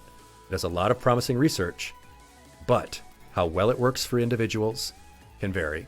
How much they need to take can vary. How long it will take to start working all varies. So this is one of those things where, hey, it might work, but you're going to need some time to sort of trial and error it. We don't have the same kind of science we have with it as we do for, specific medicines that we know take 30 milligrams or whatever. Bit Shepherd asks, at the risk of making the lesson longer, anti-inflammatory seems to be a big watchword lately. Are we all inflamed all the time? We are. Actually, yeah, we are. We have a lot of stress and a lot of stress chemicals that increase our inflammation. One of the biggest ways people are addressing that right now is with CBD, and that's a whole other stream that I would like to do at a later time. I will do a whole lesson on just cannabinoids, on just CBD. But yes, we do have a lot of inflammation today in modern society due to our food, due to our inactivity, due to the stress and fast pace. And inflammation is a legitimate concern, which is why a lot of supplements claim to help with inflammation. Whether they actually do or not, Utopia Tree makes the good point. They call inflammation the root of all disease. It certainly is the root of many of them. A lot of diseases and conditions that we have are preventable.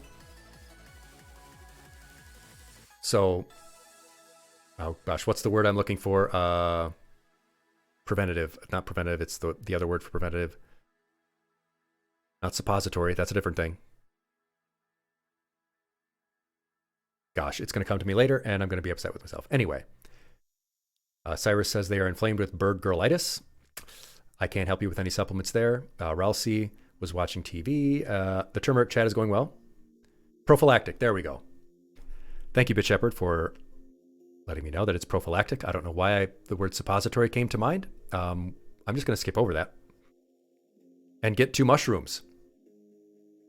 We're going to talk about mushrooms. The professor and I will get to work on the ship. Bender, Zoidberg, since you can survive underwater, you'll go out and look for food. I better go too. They don't know what I like. Fry, no! The pressure will crush you like a green snake under a sugarcane truck. Not necessarily. This is a chance for Fry to test out my experimental anti-pressure pill. It's a suppository. I was just thinking of that clip. I was not thinking about an Enema Utopia Tree. No. Maybe I was thinking of the Tool song. Yeah, it cut off right at the moment where he's going to say it's suppository. It's a suppository. Oh, you can post a clip at a timestamp, Bit Shepherd says. That's very helpful. Where were I? Where was I? We were talking about mushrooms.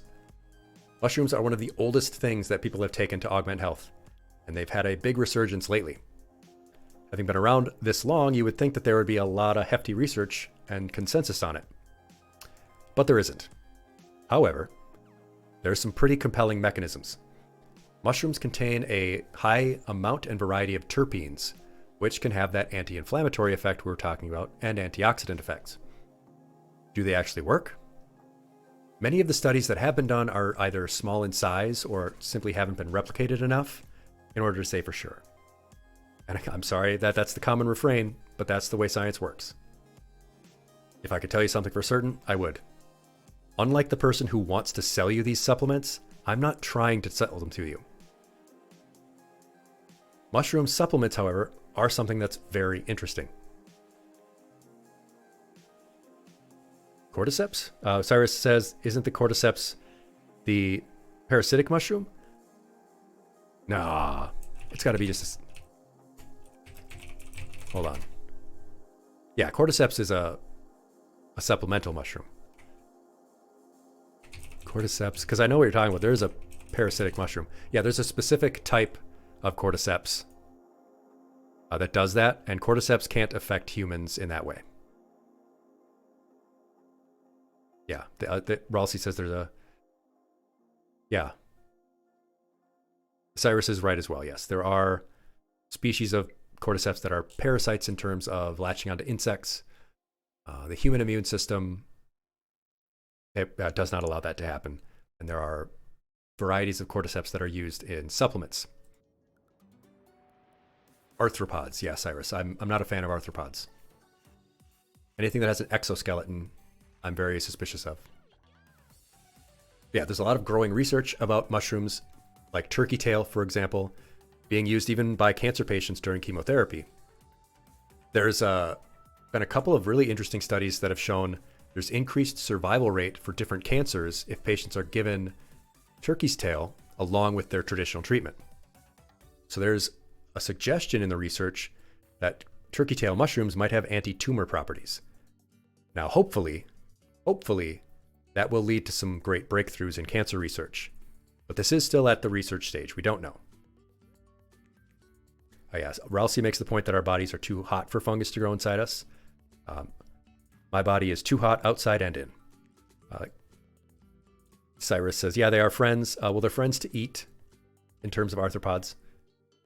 Cyrus also says, yeah, let's murder cancer. Absolutely. Hopefully, some of the research on these mushroom supplements and their potential anti-tumor properties will lead to some great breakthroughs and will end up killing cancer within the next decade. Now, all of these do have some potential benefits. Lion's mane is being taken by a lot of people for brain health and cognition. Like I said, turkey's tail has some immune support claims. Reishi is very popular. Reishi tea. Now, all these have some research support. Most of them don't have a lot of it because people didn't really take mushrooms seriously as a potential cure in terms of modern science. But generally, they are safe, and generally, they might have some benefit. But here's some things to keep in mind. You may not know if you have an allergy to these before you take them, because you're not really eating these usually. Taking a lot of mushroom supplements can lead to bloating or gas, or even diarrhea. And some mushroom supplements can interact with medicines, like blood thinners. If you have an autoimmune condition, this might also affect you. Same thing if you have high blood sugar. So definitely things to keep in mind if you haven't clipped out from a lesson before. Yeah, there are a few things I've said here that I'm glad you haven't clipped, but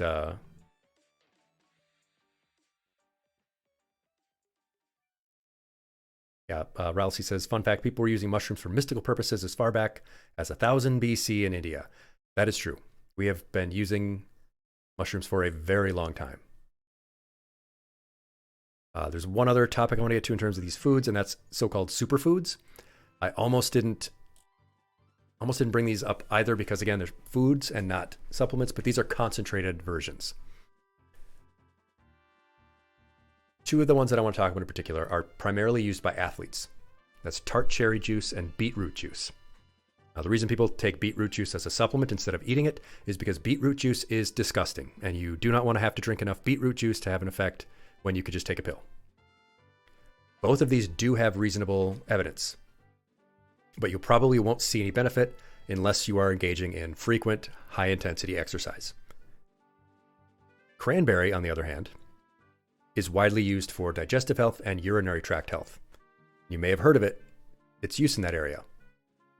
If you take cranberry, people say, well, you'll have to pee more. That's actually true. That's not a myth or whatever. Cyrus says, pickled beets are good, though. Pickled beets are okay. I don't think you want to have to be drinking like a bunch of full glasses of beet juice, though. That's probably not going to be very tasty. Cranberry is often used by people who have or regularly get UTIs to help prevent them, and there is decent evidence that it does that, and probably not many drawbacks to drinking cranberry juice. So, unless it's a sugary form, probably not something that's going to have a problem. The last one in this category is resveratrol. You might have heard this. Came up in the news a lot over the last few years, probably like 10 years ago now, though. It's the wine compound that made people think, oh, drinking wine is good. I can just drink wine all the time and I'll be healthy. Not true, but that compound is in the skin of grapes, and it does seem to have some heart benefits. But even though it's been 10 to 20 years since it came out, we still need more research on it, right? All right, let's see where we are. Oh, yes, we are on the next big supplement to talk about. Fish oil. Bitch Shepherd says, they distinctly heard red wine is healthy and can drink as much as you want. Well, you're not Andre the Giant. You can't drink as much as you want without getting drunk, so please do not. Please don't. But I will talk about fish oil now because this is one that a ton of people take and has a ton of love and support from people who take it. We have our own very own Nomikin, or Nomi, who is taking all kinds of fish oil and eating like full cans of sardines and stuff. Anyway, let's talk about it. It does have a bunch of claims as to what it does. These are also known as omega-3s, the fatty oils in fish, or fatty acid chains. How do they have a beneficial effect? Well, these structures are part of your cell membranes, especially important for your brain and eyes. And they can also form the building blocks of certain hormones and can regulate everything from inflammation to blood clotting. So, sounds good, sounds like something to take. Well, there are some concerns. With a fish product, there can be worry about the contamination from less reputable producers. Fish oil may also cause stomach upset, and like other supplements, it can interact with medicines you're taking, especially blood thinners or any psychiatric medication. But now, here comes the billion-dollar question, or the $10 billion question. Does it work? Here's what it does work. Research shows that people who eat dietary sources of fish twice a week have lower risk of heart disease. Research does not show that getting that fish oil by a supplement has the same effect. Might it? It might. Do we know that for sure? No. It does have some support for reducing high blood pressure, though. But if you have high blood pressure, you should be talking to your doctor. They might just tell you to add some fish to your diet, because studies show that it can raise your HDL, your good cholesterol, but it might also increase your LDL, your bad cholesterol. So this is like another turmeric question where it might be beneficial for some people, but there's huge variance in quality between the brands, and there are so many brands and varieties of fish oil.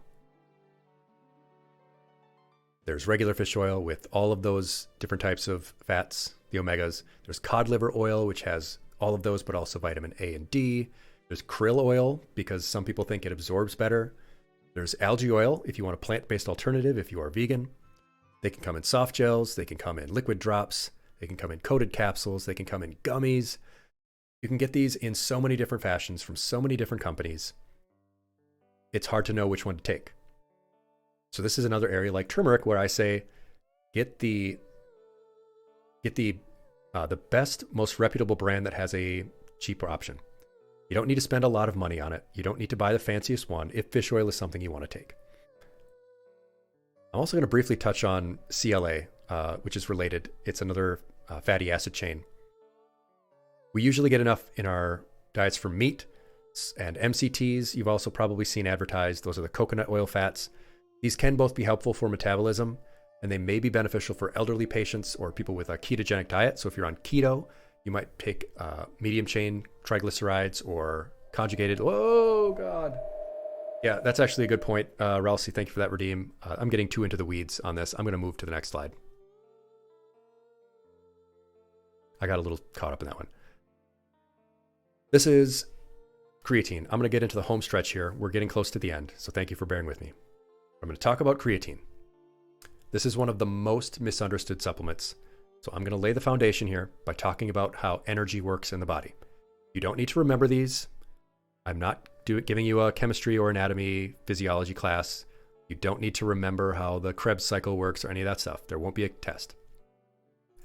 But your body moves from using the energy from a compound called ATP. There's 3 phosphates on that molecule. One of them breaks off to produce the energy that we need for movement.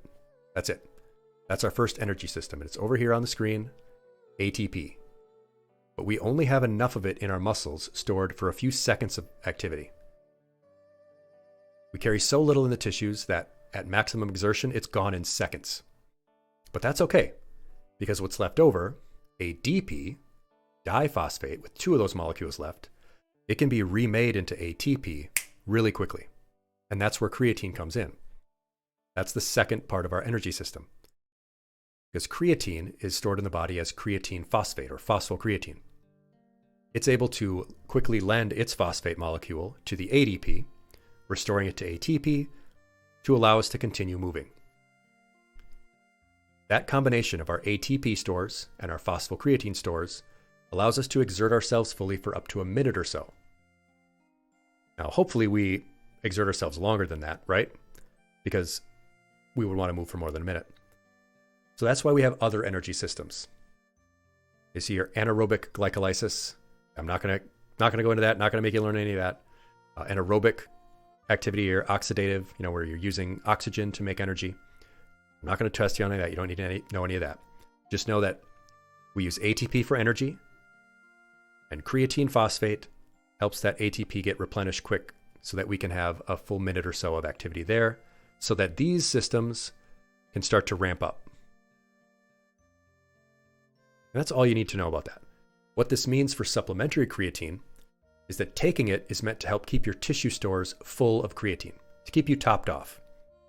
If you regularly exert yourself with exercise, you may have depleted levels of creatine, and creatine is naturally made and stored in your tissues, and so your exercise efforts are just a little bit less energetic if you don't have a full tank. So that's the idea. Taking a creatine supplement keeps your gas tank topped off if you exercise a lot. Your ATP, your phosphocreatine, they replenish naturally, but the idea here is you make it easier on yourself by going into your exercise each time with a full tank, and afterwards so that more of your nutrition can go towards rebuilding your tissues instead of trying to refill your tank. I included this graph at the bottom here because this shows that there's a significant effect even for sprinters. So it doesn't just have to be taken by people who are weightlifting. Sprinters, anyone who does short bursts of high activity, also have a pretty significant benefit from creatine. And in this area, creatine is likely the most widely and extensively studied supplement. Bottom line here, though, is that it's nothing more than an energy source. And in this way, if you're a very active athlete, it can provide a boost to your work and provide a protective effect. But if you're already getting enough meat in your diet, or you don't exercise that vigorously or often, probably not going to see much benefit. But its effect is well studied, it has a significant effect, but it's not a magic bullet either. It's only going to help you work out a little more, and if you work out a little more, that's what's going to give you the benefit. I do have to say, though, there's a very interesting research that came out that it can be very helpful with people who have bone density issues or the elderly, and that there's also potential use for people recovering from traumatic brain injury. The brain is the biggest energy demand in the body. And as a part of the energy systems, creatine supplementation might help alleviate some of that energy demand on the brain so that more of the energy can go to recovering from the injury. People who have had traumatic brain injuries, whether they've been in the military and been involved in an explosion or in a car accident or something, when they've been given supplemental creatine in addition with their regular treatment, they have faster and more complete recovery from the brain injury. So there's a whole list of things that are considered side effects. Almost all of them are urban legends. Things like can cause kidney or liver damage. These are very old stories that generally don't have any weight to them, or the people were taking mega doses far beyond what anyone would take as a normal supplement. It's well studied, it's safe, like any other supplement, unless you have a pre-existing medical condition, in which case you should talk to your doctor. People do talk about like water weight and stuff, but it's just that your body is able to hold on to more of its energy. And creatine does, it is hydrophilic, so it will absorb more water, but that's a good thing. You do want your tissues to be bathed in water. Again, it's like the turmeric and fish oil. There's a billion brands. There's all different kinds of types. You can get it buffered. You can get it monohydrate, hydrochloride, magnesium. God, who cares? Get the cheapest brand from a reputable company, and that's going to be good enough. Unless you're making money from your workouts, unless working out or athletics is your career and you need every edge you can get, it's not going to matter. Not going to change anything. I'm going to briefly put this up if anyone wants to screenshot it or clip it, because this is the position statement from the International Society of Sports Nutrition, basically giving you the 9 points of why creatine is used, why it's good, and the fact that it is well tolerated.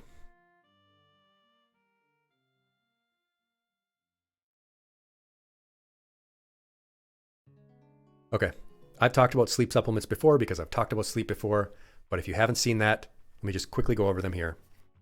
Melatonin is widely used for sleep. I've always said it. If you aren't making enough melatonin on your own, store-bought is just fine. Don't take too high a dose, might interfere with your normal production, and only take the recommended amounts. Valerian root is a traditional herb used for sleep, generally minimal side effects. We don't really know why it works, but it does seem to work. But there is some number of the population for whom it has a opposite effect, where it will make you sleepy, but you won't actually be able to fall asleep. So be aware of that. GABA is an amino acid that shows some evidence for help in relaxing. We don't really know for sure if it will actually help with sleep. And lavender and chamomile tea, also widely used to help people relax and fall asleep. Not really clinical support for it, but a lot of people use it, and there's not really any risk of a side effect. If you want to have some tea before bed, more power to you. The last thing. This is the very last one. Thank you for holding on so long. This is the last thing I'm going to talk about. And these are other miscellaneous. The first one is fiber. Marketed for a long time. A lot of people take fiber supplements. It's marketed in pills and powders. What's it supposed to do for us? Well, all the stuff that foods that are marketed to us as being full of fiber say they do. That they're heart healthy, that they keep cholesterol and blood sugar in check. And all of that about fiber is true. A high fiber diet can help to keep your blood sugar and cholesterol in healthy ranges. Supplemental fiber may not actually do that. The fiber in your diet from food contains all those other nutrients. It's a part of keeping you full.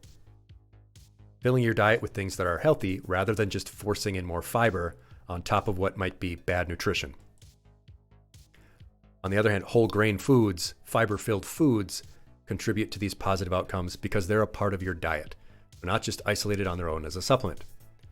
And they contain a mix of multiple types of fiber, insoluble and soluble. Fiber supplements are usually just from one. Like here, you see psyllium husk. The bottom line for fiber is that it's probably cheaper and better to just buy some more food that has fiber in it, rather than buy this supplement regularly and drink this disgusting fiber powder. Literally just eat some Cheerios, people. Come on. That's my professional opinion. The last thing, the very last subject, nootropics. I was going to mention this. I was going to talk about them individually. I'm not going to. I'm only going to mention the cons. I'm urging you to wait. The potential side effects are unpredictable. There's concern over dependency since they target neurotransmitter systems. Because how new they are, there are a lot of potentially disreputable producers, con artists, fraudsters. There are quality control issues and a huge lack of research. We don't know how they work. We don't know whether they work. We don't know how much they interact with other medications or your nutrition. I know that it seems like a magic bullet. It seems like a quick fix that will boost your cognition and memory, and that's very alluring, but just reconsider. I cannot stress enough. I'm not telling you not to take nootropics. I would not take nootropics myself. I do not think there is nearly enough evidence to say that it's safe enough even to try it out for any short period of time. Don't take anything that tells you it's gonna make you smarter. Just don't. Oh, you're back with Pizza, Ilias Cat. Welcome back. You were just in time to hear me say nootropics are the last supplement I was going to talk about, but I decided not to because I think they're too dangerous. I don't think people should take them. They're too new. We don't have any research on it. The pills from Limitless are not real, Rao says, and that's true. These can have a messy effect in terms of interactions with other medication. You can't take a pill that's just going to make you smart. I'm sorry. Maybe in the future. Maybe when we have holodecks and stuff, they'll also have pills that make you smart. But don't take nootropics. That's my professional recommendation.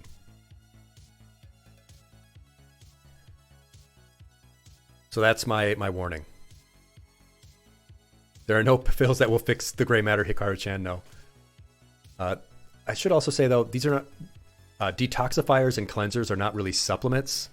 These things that say that they'll do a whole body cleanse. They'll cleanse your colon. They'll cleanse your liver or whatever.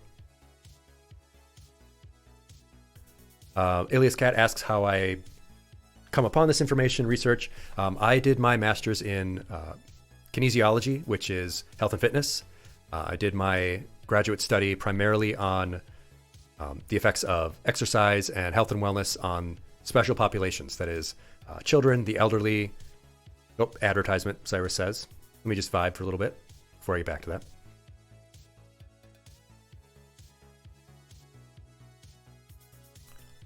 Let our music play. Darn you, Twitch. That's right. Shoot the ads. Let me know when you're back. I tried to make them as minimal as possible. I'm not trying to make money here. This is something I do to teach and to learn how to be a better teacher. Yes, I was saying I did my graduate work in health and fitness, primarily working with special populations. That's children, the elderly, people with disabilities, things like that. And I've done a lot of research on supplementation. It was a big area of study. And I love to read research. I love to read studies. I use my university's research search function so that I have access to all of the clinical research papers out there. I know that can be a huge problem for people who want to do their own research, but a lot of those papers are locked behind paid subscriptions. And if you don't have like a subscription to Elsevier or Scientific or whatever, it can be hard to get that information. I can, look here actually. I should make a folder that has all of the research studies that I've been looking at. I can put them up in the Discord somewhere. But yeah, these detox things, these things that say they'll cleanse your colon, they'll blow out your colon or whatever. Detox, total cleanse, juice cleanses, stuff like that. It's like, oh God, no, you don't need to do that. Please don't blow out your colon with a cleanser. These claims about toxins and how it will purify you, it's mostly unsubstantiated. It's pseudoscience. You don't need a master cleanse diet. It's almost always just a Hollywood celebrity pushing it. If a spokesman is telling you something, just ask yourself this. If it worked, everyone would be doing it. Just because some Instagram goober, says so. Trust me, they didn't somehow stumble upon a miracle cure on their rented yacht that 1,000 years of medical science somehow missed. Ilias Cat, you say, a cousin of yours is researching things about minerals and vitamins can affect veterans with PTSD. Yeah, that's very interesting. I was just talking earlier about creatine supplementation and how it's been used on people with TBIs. A lot of those patients were veterans who came back who had been in car explosions and such, and they had TBIs, and they found that creatine supplementation was actually beneficial in recovering from brain injury. They recovered more completely. A lot of, actually, Ilias, a lot of that information isn't all locked away. You can find it on like Google Scholar and stuff. It's just unfortunate that a lot of studies are things you have to have some kind of subscription to. Actually, there is a tip though. If you see a paper that you want to read, you can just reach out to the author. Usually the authors will literally just send you a copy of the paper instead of making you like sign up or pay. Some of these,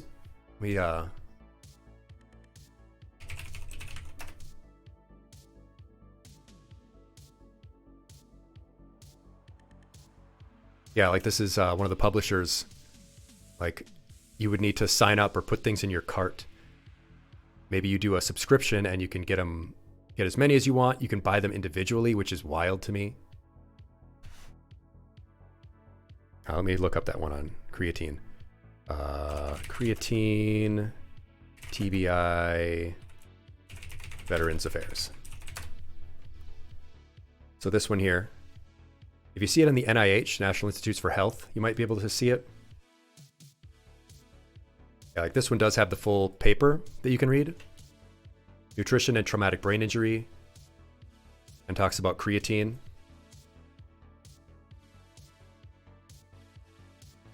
See if I can look at the results.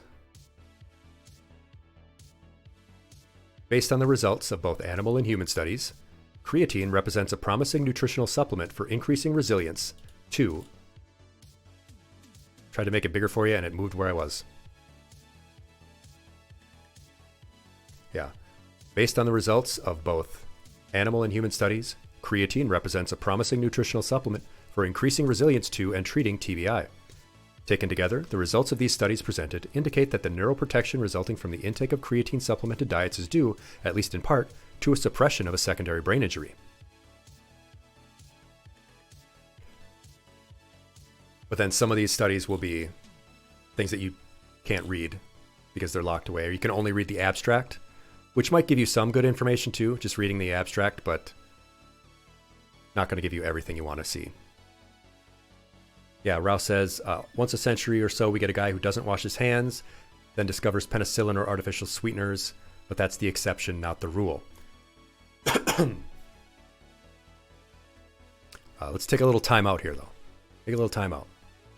There it is. We've gone over a boatload of supplements. That's a lot of information I gave you. It is a ton.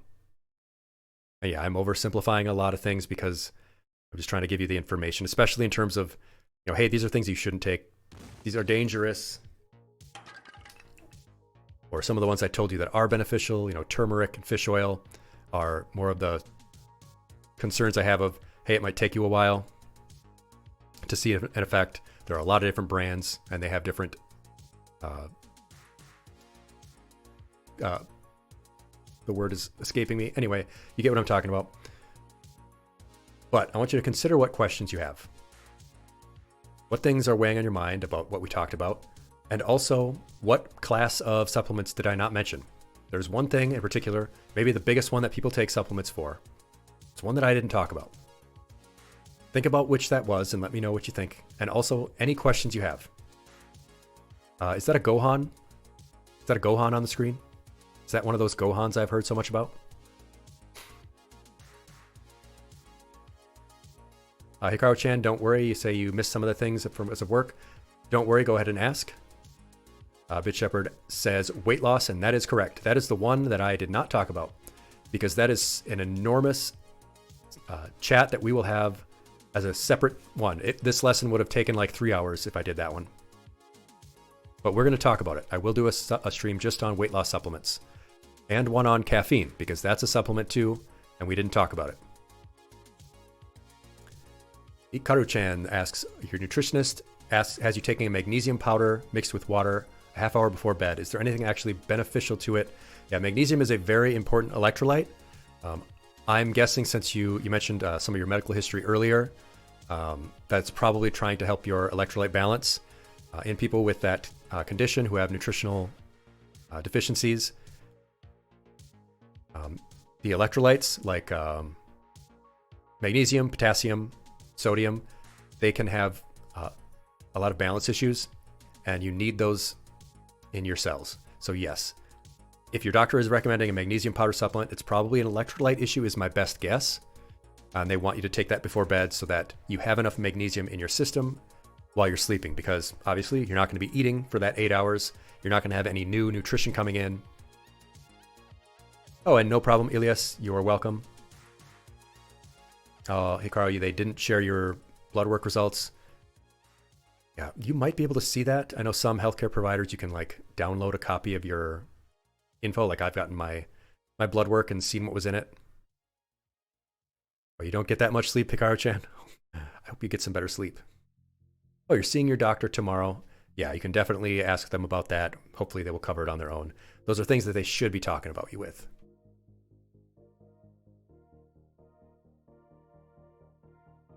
So we've gone through a whole lot. Let's just take stock. When you're thinking about supplements, ask yourself what you need. What is it that you actually want to change or improve? What are some of the problems or barriers preventing you from getting it by nutrition? Then ask yourself how the supplement would actually help you. Ask yourself if you can address that through diet instead, or what other ways it could be addressed. Then carefully consider the side effects and risks and the financial cost. Is buying the supplement going to cost more than just changing your nutritional routine? Then, if all of that is still worth it to you, great. Look into the brands, check the dosages, look up how much you should be taking, and the reviews. Look for the reviews for the companies to find reputable brands that are going to actually give you the supplement you want. Yes. Rouse says, deep breath. Ooh, sa. Let it all soak in.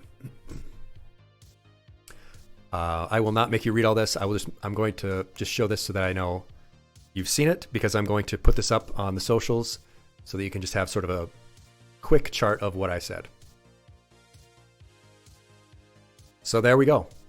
After you've assessed your need, unless something stands out to you from this list of things we talked about, unless something stands out that I talked about that you say, hey, that actually that's me. I could use that.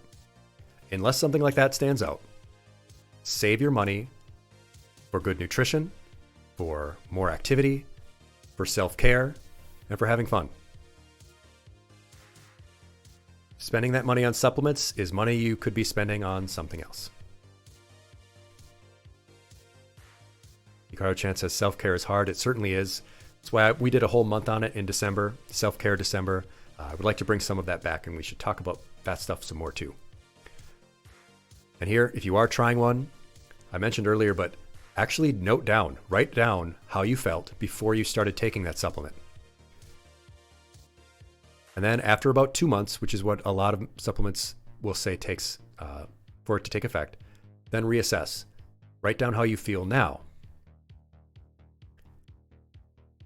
After taking the recommended amount and taking it for that time period, then you'll have a baseline, where I was and where I am now. Did it help?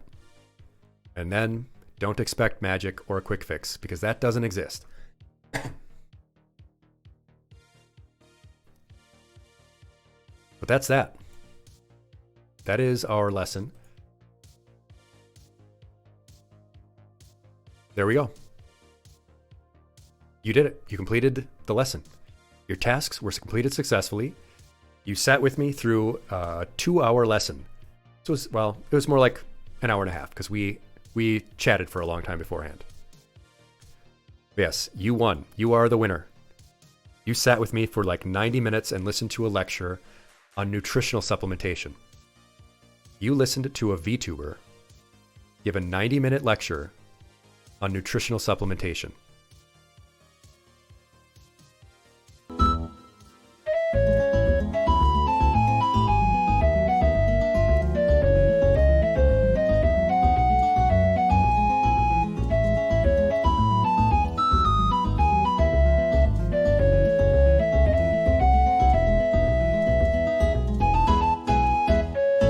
Thank you for that, Redeem. I am a badger, Ilias Cat asks. Actually, let's get ourselves back to the other screen so we can see the chat here. Yeah. There we go. Whoop. I hit my mic, sorry. Okay, so Ilias Cat, I am a badger. But the pictures you're seeing here, those are my ferrets. And if you would like to see them, we can do that right now. There's a camera in their room, and I can go down there and show you the ferrets live in person, in action, right now. Let me just get a good song going. Yeah, there's a little sonic music for you. Let me bring up the camera. You are getting early ferret time, Bit Shepherd, because honestly, I could not believe that there were like over a dozen people sitting here watching me talk about nutritional supplementation for like 90 minutes. I'm so pleased because, you know, I started doing this, started VTubing when, you know, most people don't do this kind of thing. Yeah, it is ferret time. Class always gets ferret time when they're good. I just have to open up my camera application. See, I bought this security system and they said, oh, hey, by the way, we have a pet cam. And I said, yeah, that's for me. I put one in their room. I had a little storage room in the basement. It was one of those little like 8x10 rooms with a bunch of little like shelves in it where people kept their paint. I'm like, well, I don't need any of that. So I ripped out all the shelves and I put up some drywall and I put up some flooring and some walls.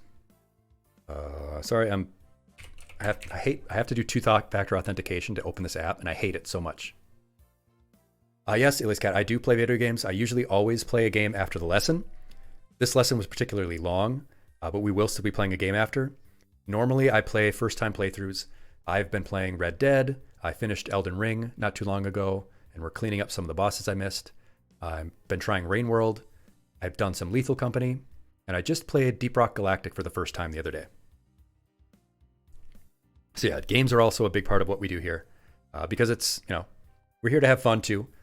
Usually my lessons are a little shorter, 15 minutes, 30 minutes. I'll give a lesson on sleep health or overstimulation, how to avoid cold and flu, winter health and safety, all different kinds of things. Self-care, I do.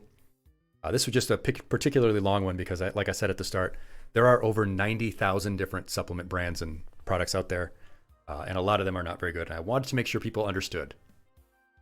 Hikaru-chan says Sea of Stars. I've not heard that. But yeah, let's go to the other room.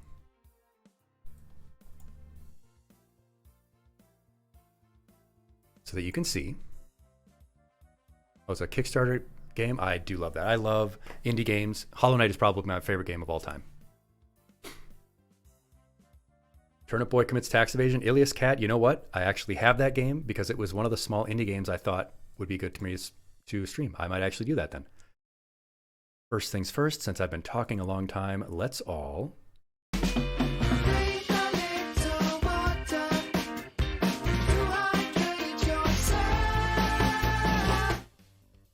All right, yeah, so I'm going to run down there, and you will be seeing Moki and Ori. That's M-O-K-I and O-R-I. Big brother and little sister. I did name them after Ori and the Will of the Wisps. All right, so you will see me in about... whoa, thank you for the gold stars, Hikaru-chan, and the hearts, wow! I got double teamed there. I will dip out right now, and you will see me in about 20 seconds.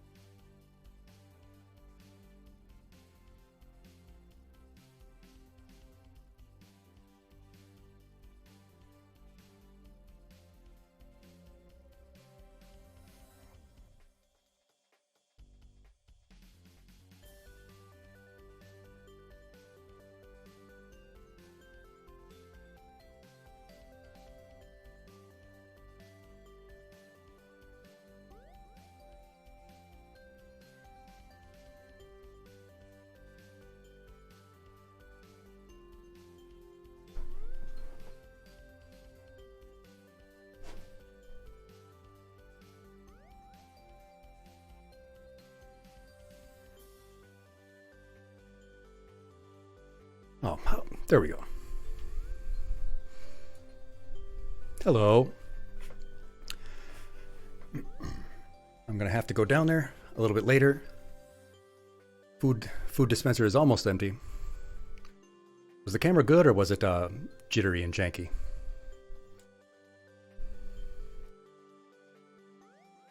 You used to have the exact same cage for your ferrets, Ilias? I love it. And I see the carrier there, up there?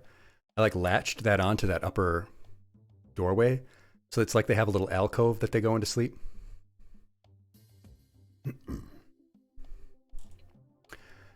Yes, there's a Twilight plushie on the floor. They've actually eaten Twilight's horn. It seems like they understand that that's the source of her power. Let me see if I can find the video. It shows shows how they destroyed her horn.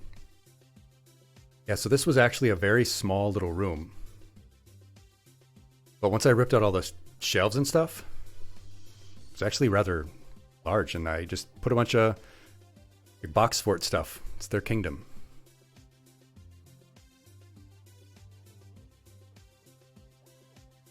You look up the folder that has all their pictures and stuff. You like my shirt? You like my shirt, Hikaru-chan? Yeah, so their names are Moki and Ori.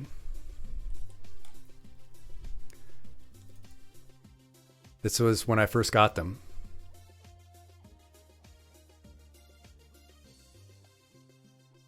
There they were. So sleepy and small.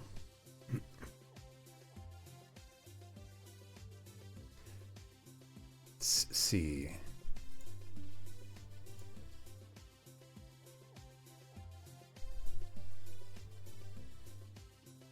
Oh, right here. Yeah.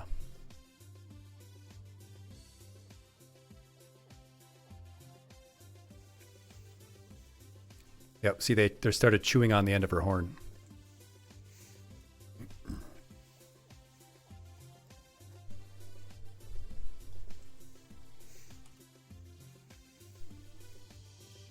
Poor little Twily.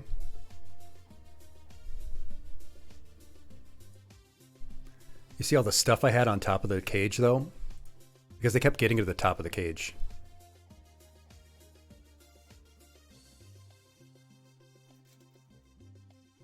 You can see he's up there somehow, squeezed in there.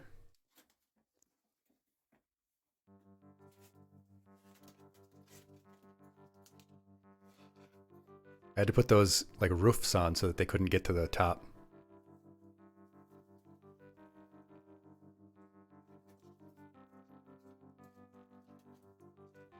Look at that. You can't get up.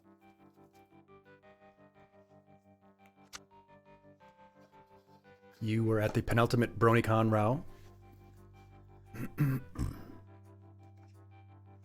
Sometimes I bring them into the guest room here and just give them a little bit more space to run around and play.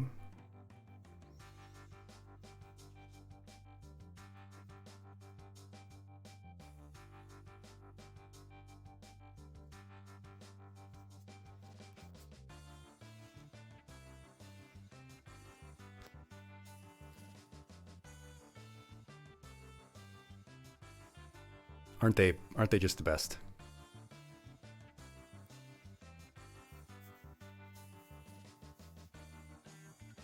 I love them so much. Yep, they're my fellow mustelids.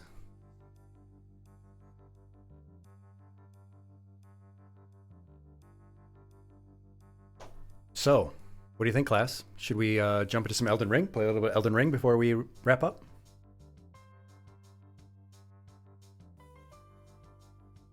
I think that might be fun. You had a good time there, Rao. No more Airbnb? Yeah, I tend to... Oh yeah, we have to climb the Halig tree. Or not. I know you brought me there because you want me to fight that evil monster.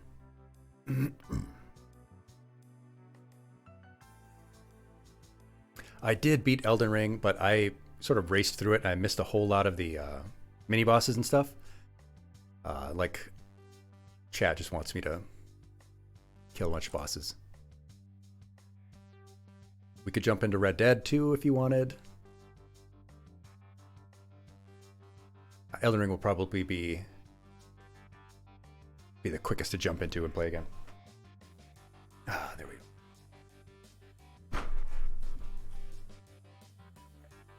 Well, thank you, Ikaru-chan. The one thing I'm having trouble with is getting the chat to work right in terms of its appearance. I've got this great aesthetic going with our little taskbar on the bottom, our start menu. But I can't find a good way to put the chat up where it's actually readable. Because the black text works in all of the other screens, but you can't have your text color be different on different screens.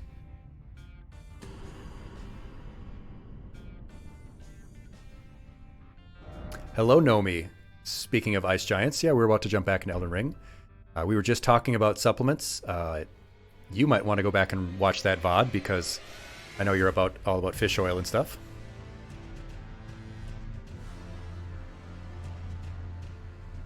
How is the volume on your end?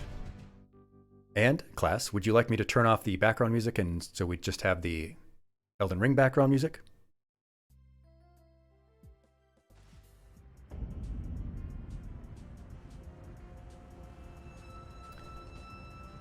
Oh, class, you aren't really going to make me fight Michaela, are you? Or whatever her name is? You aren't really going to make me do that, are you?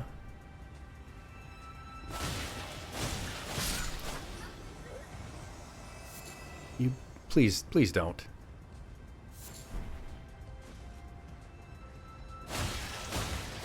Nomi talking about cannabis tolerance. I will be talking about cannabinoids at some point. I'm going to do a stream about CBD. Actually, let me pause here and just make the chat bigger. I want to be able to see it on the screen. It is still hard to read, though. Sorry about this. Sorry. I'm sorry.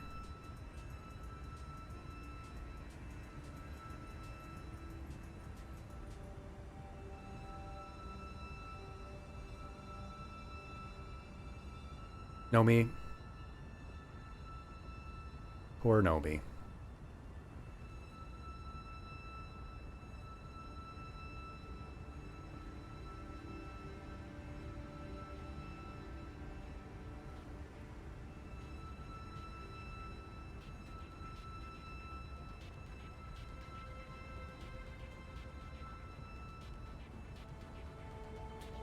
I guess that'll do for now.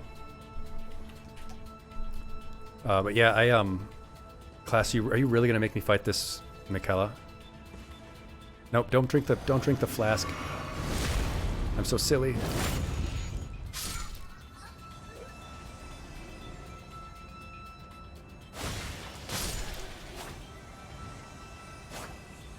There we go. I keep forgetting to make myself hold it with two hands.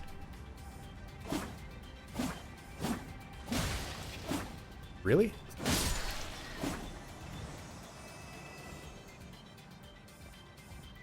I don't know if I can do this, class. Nope, stop drinking the flask.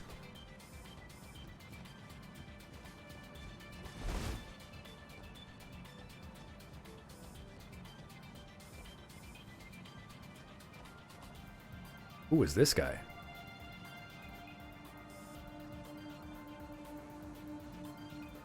Well, he's dead now, so who cares?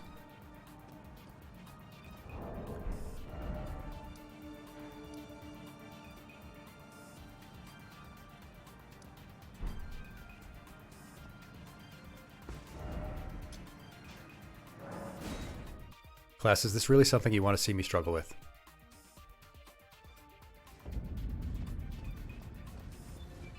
I'll do it. You know I'll do it. I'll do anything for my students.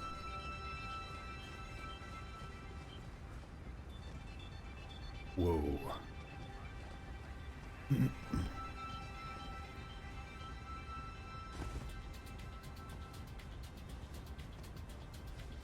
Hello. Wow, fighting on this? Fighting on this tree is going to suck so bad.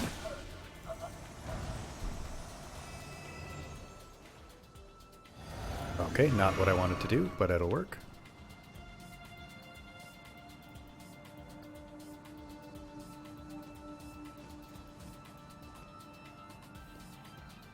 Oh, giant ants.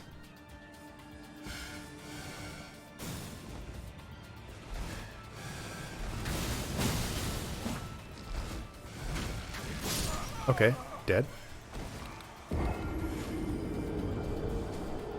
Oh, the whole zone isn't a tree. That's good. God, I wish there was a better solution for the chat. That is the one aesthetic problem I have.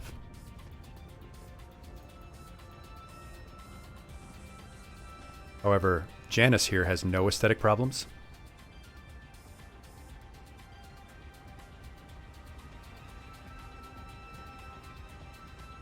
As you can see.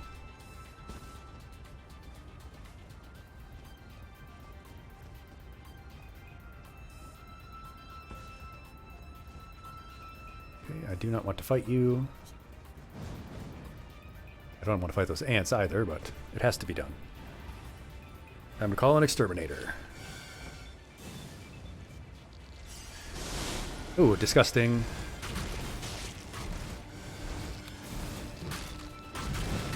Oh, they're pushing me off the edge. Aha, get juked. Pick up the item. Disgusting. Absolutely gross. Oh. Oh, come on. Out of nowhere.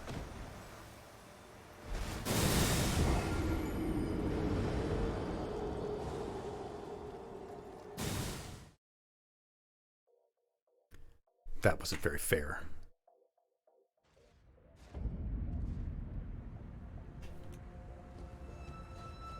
Okay. I do not like these scrubbing bubbles.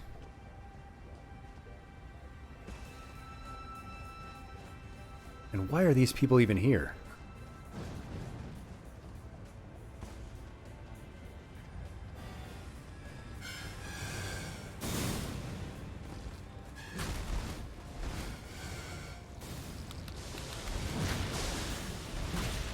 Okay, pushed me down to my death. Okay. I just... being bullied right off the tree.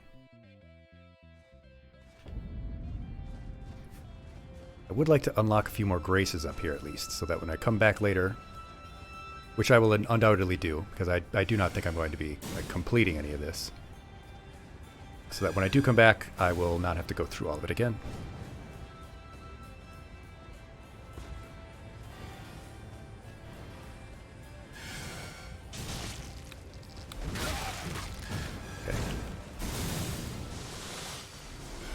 Just pick up those nun souls. Okay, bullying me off the edge.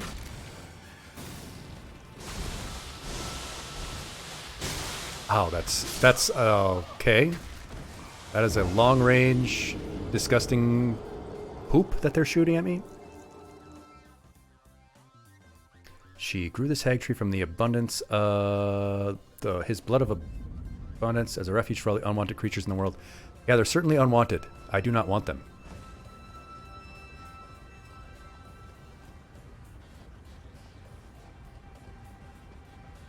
I don't want those ants in my life any more than I want ants in my house.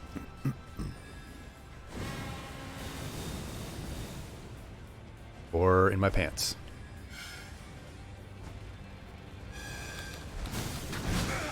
Oh, I can be caught up in their jaws and they can squish me.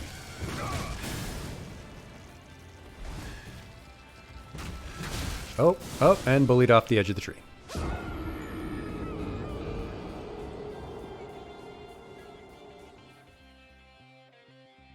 I'm going to move the chat to the other.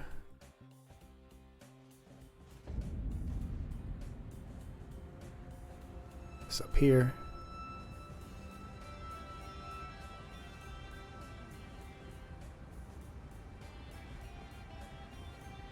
Yeah, they have a grab.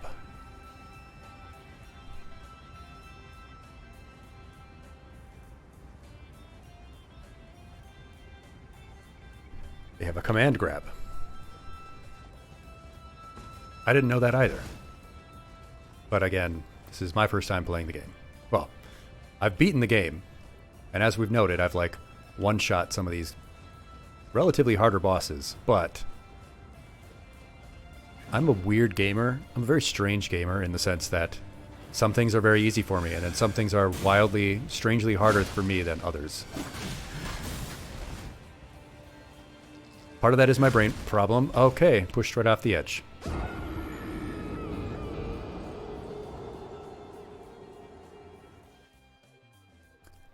But yes, some of that is probably my brain problem.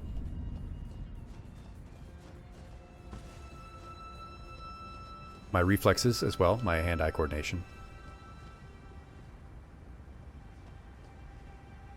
Who were those hard bosses I one-shot? Wasn't it Godfrey and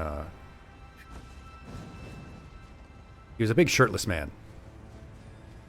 Swinging an axe at me or something.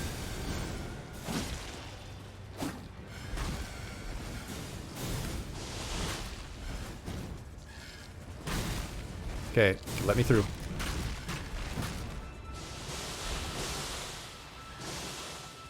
Yeah, I did one-shot Godfrey. And Horalu. I also one-shot Horalu. There were a bunch of other bosses I beat, like, in the first try. And, you know, this has been through my first playthrough in the game.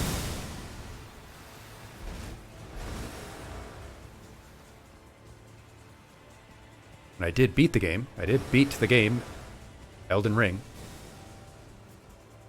Godfrey into Horalu, right into the tombstone pile driver from the top. Yep, I did it. Then there are bosses I just struggled with for no good reason. Honestly, it didn't even take me that long to... that many tries to beat the final boss. Relatively.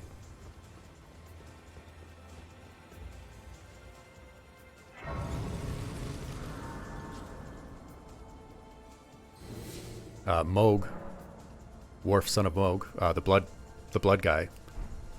He gave me quite a bit of trouble.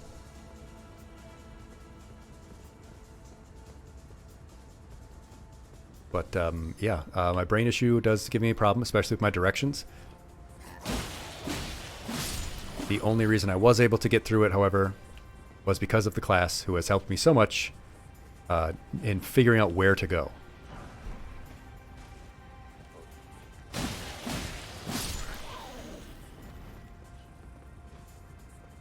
Oh, you were looking forward to me getting thrown around?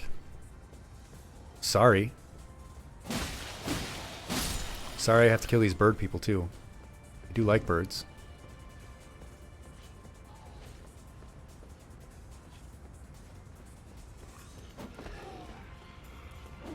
We do not need to fight. I'm like the god of this world now. I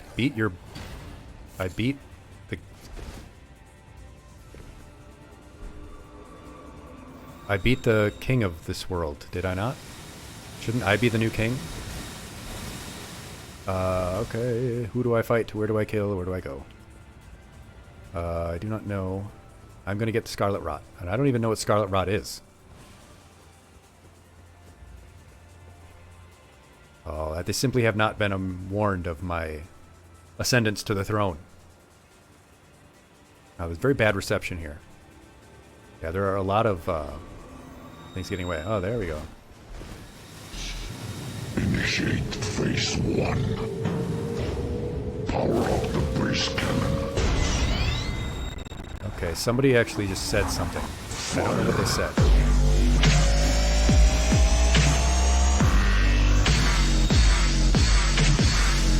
Oh, someone played a redeem. Oh, I'm getting killed. Drink some more apple juice.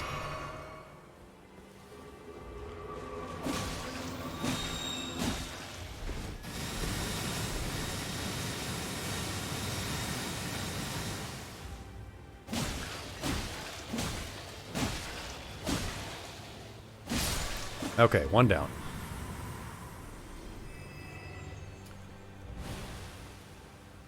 Drink your apple juice, Janice.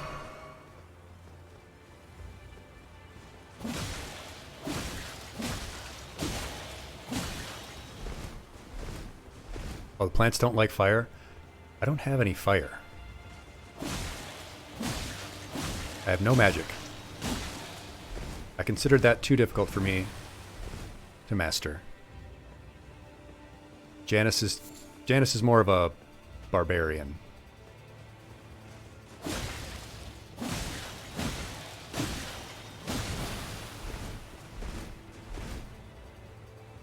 Alright, plants. Time to take the old weed whacker to you.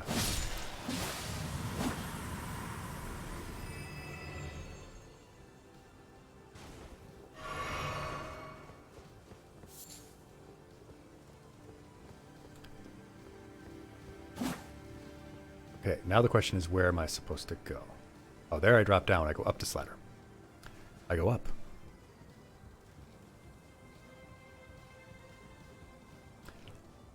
I was going to start that Helldivers game, but from what people have told me, the servers are not good right now, and I should just wait.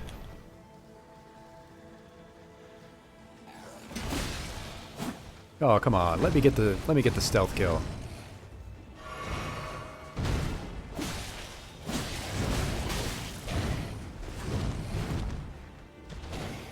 Of course. Ah, the delays.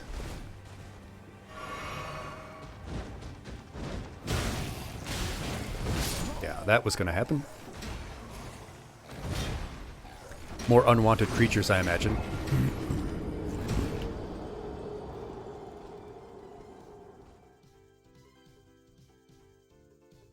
If anyone has any aesthetic solutions for that, the chat, please let me know. Aesthetics are very important. Oh, God.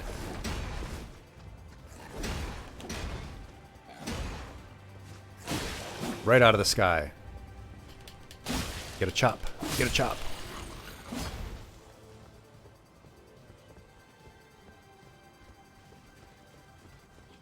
Okay, do not want to fight. I will not fight you. Passives front. Get away.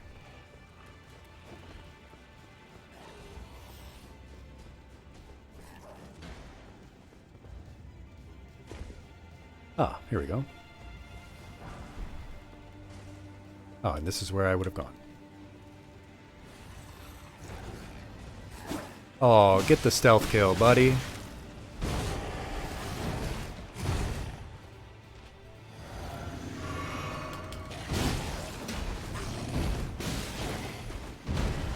Oh, now I'm stuck in a small room with them. And I'm stuck against a statue. Get away. Come on.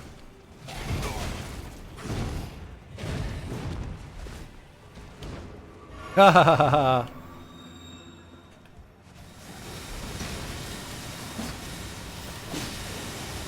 Get shot out of the sky. Oh, you want some more? There. That's all it took. Now you're trapped down there.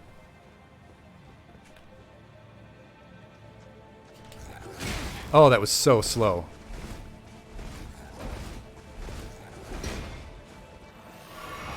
Come on.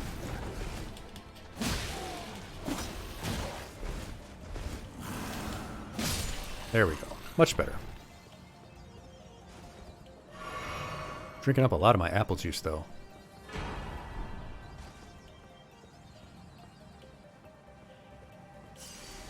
My weapon's already max level, right? I can't upgrade it anymore. I'm pretty sure. I know I shouldn't oh, yep. Of course. It would have been too easy to just sneak up on them. Okay, missed. Oh, that's just out of my range.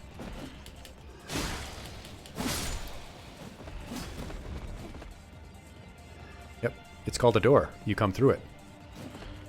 Crazy rotted mushroom monster. Yep, right here. Come through the door. There you go. Good boy, come on. Heal.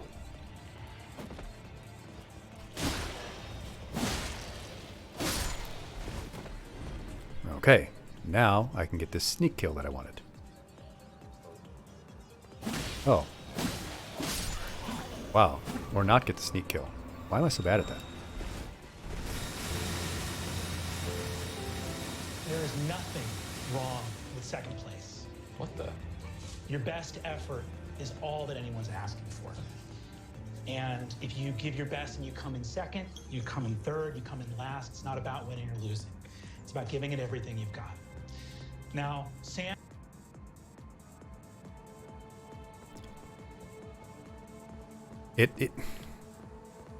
It's not about winning or losing, but winning feels a lot better. It's like, you know, a hot dog is nice, but, you know, a steak dinner would be better.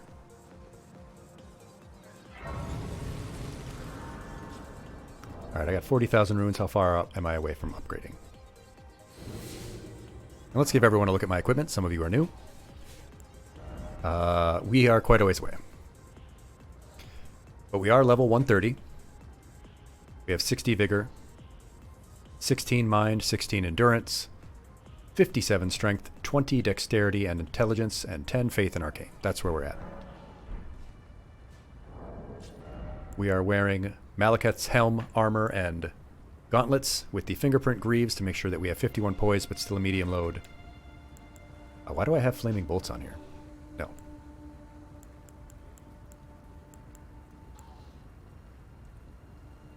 We're going to learn more about Sam.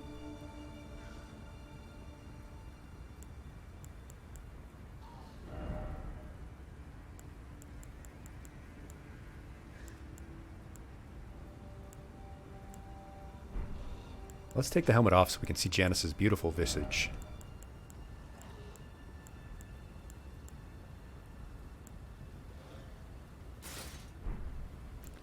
Hold on, didn't we have a crucible set?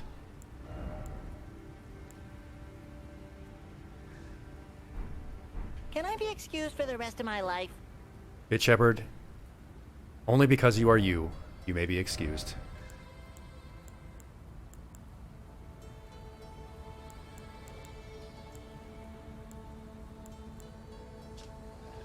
Do do do do. Do do do. What if we wore the lion armor?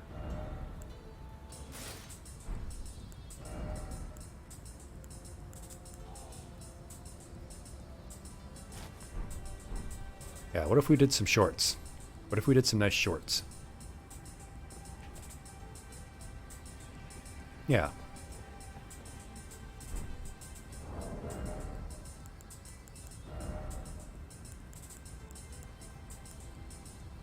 Yeah, it's summer. It's a nice breezy look for Janice. The randomized character face that we gave them. I think it looks sick. I do prefer not to have a helmet so that we can all see Janice all the time. Okay, so there's some kind of thing down there that I don't like the look of. Wish I had some kind of ranged or magic power, but Janice does not have those skills. And I don't want to go fight those ants either. Looks like it's into the fray we go. I knew there would be things. Ew, what is that? Gross. Alright, we're gonna have to kill whatever that is, or just run away. Running away is a viable option in any fight. In fact, I was recently saying this. It's better not to fight at all. You do not want to brawl with someone. Oh, okay. So I have to start rolling towards.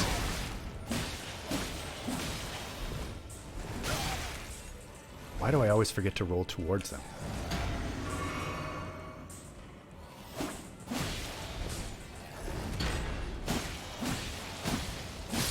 There we go. Janice is easy breezy somewhere.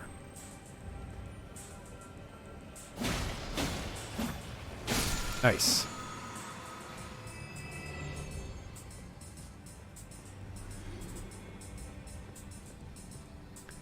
But yes, what was I saying? Yes, do not fight. Some people were... There's discourse about... Cyrus knows about it. Someone being, you know, sort of an internet tough guy and talking about fighting someone. Like, I'm not going to fight you. I'm not going to fight you, man. First off, if we did, it would go very poorly for you. You have not seen what I look like. You do not know. Did not even need military training that I have to fight you. Yeah, that kid, Cyrus. I'm thinking, I'm not going to fight you. I'm not going to brawl you. You're some guy on the internet.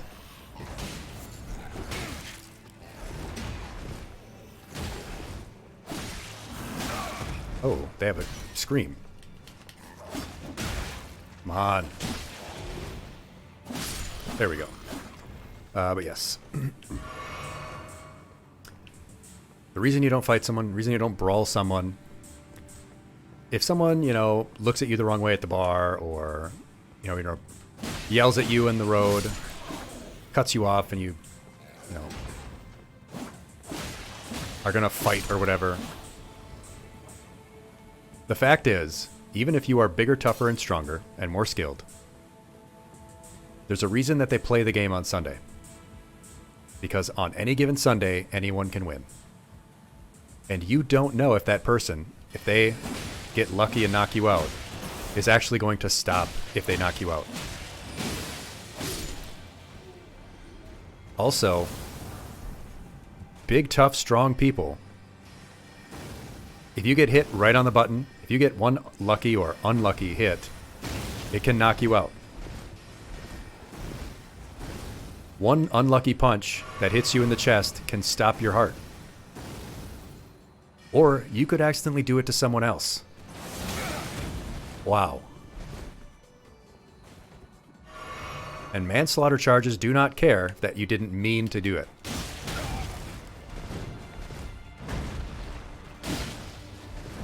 Okay, that did not work for me. So he has a big combination of power and magic. Okay. You could... Wow. Come on, I gotta get the timing on that better, right?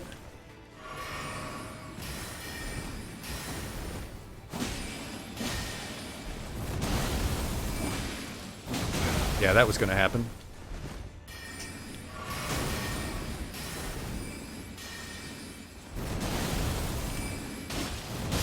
Damn it. Hello, Yasha. Welcome. Yes, but you could tackle each other to the ground and one of you gets your skull bounced against the pavement. You don't know what's going to happen.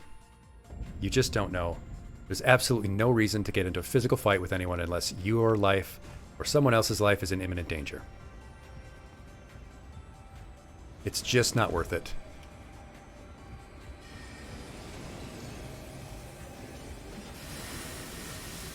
Oh, wow, I got lucky there, huh? Did I just skip a bunch of stuff? Cool.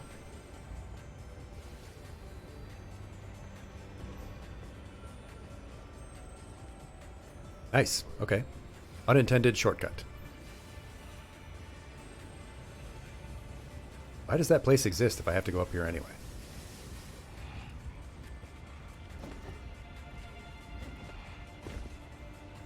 Alright, whatever. Not going to bother fighting any of you. Gonna go grab my souls and run away.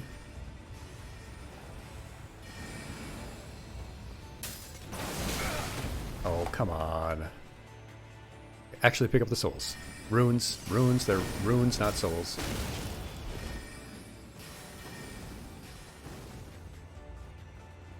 What is that guy even guarding? Why is he just hanging out there? What is his life? Yeah, hello Yasha, I hope your weekend has been good. I hope you're gonna have a good week. Oh, okay, boss. Time to bring out my friend.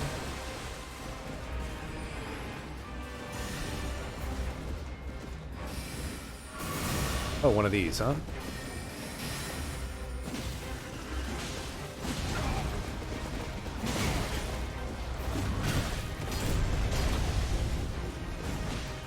I wish the Mimic would stop using that attack because it does not do anything to bosses.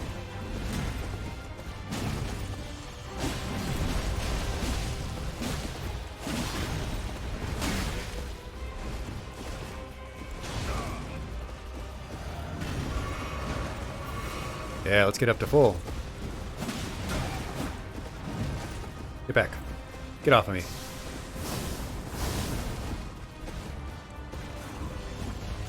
Yeah.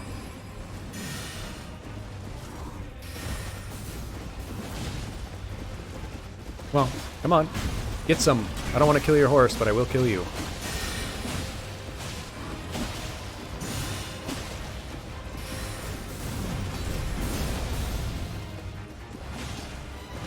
I'm gonna let the Mimic Tear kill you. That's how little I think of you, Loretta. Look at that. I didn't even give you the dignity of being killed by Janice. You got killed by a Mimic. How's that taste, Loretta? How's that feel? Does it feel good? Are you proud of yourself?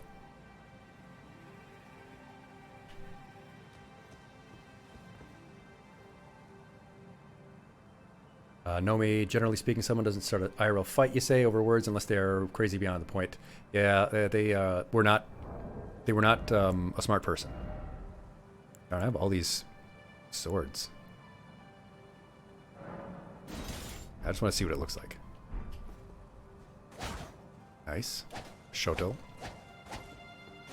Really cool curved weapon. I like that. I don't have the stats for it, unfortunately. After Pirate mentioned they were sad seeing me sell all the weapons that I was selling, I have not sold any since because... Oh. Ooh. I should try these out more.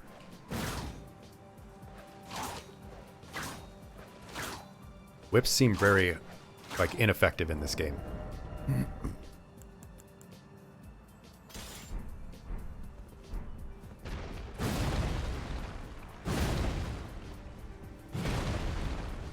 Janice does like to smash.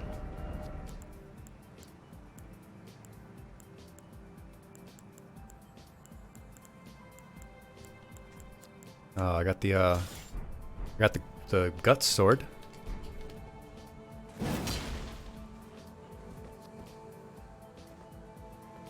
Yeah. Where's Griffith?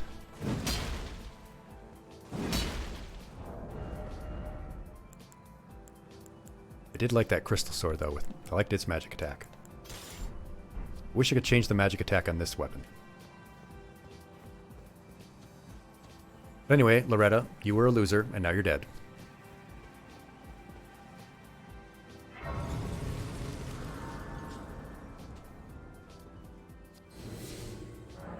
Mimikun, you say. Oh, Mimic. Mimikun.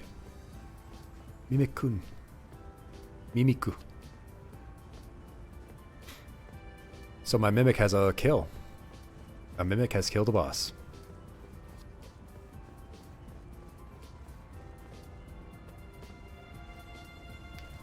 What a thrill. Wow, that is quite a ladder. That is quite the ladder. Should I climb up it and sing What a Thrill?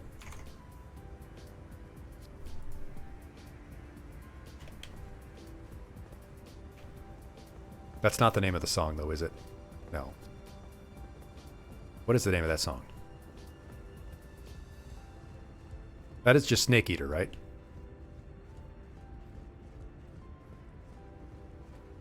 Well, let me look up the lyrics.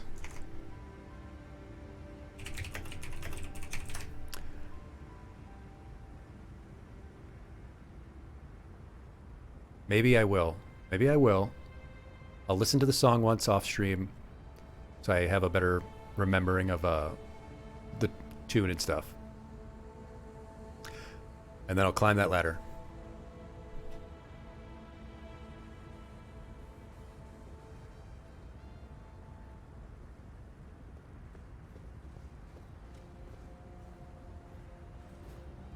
I give my life, not for honor, but for you, Snake Eater. In my time, there'll be no one else.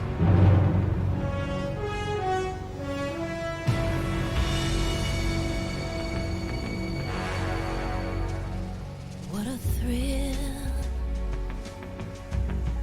with darkness and silence through the night. That's good stuff. That's why people tune in to watch streams.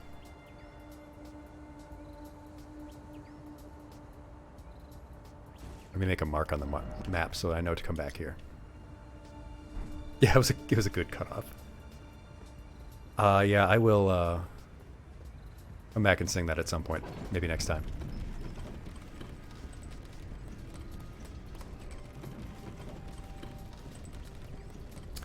Oh, now we're getting somewhere.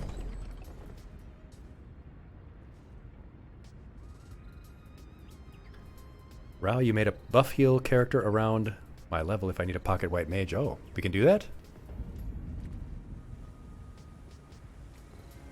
Interesting. So, let's see here.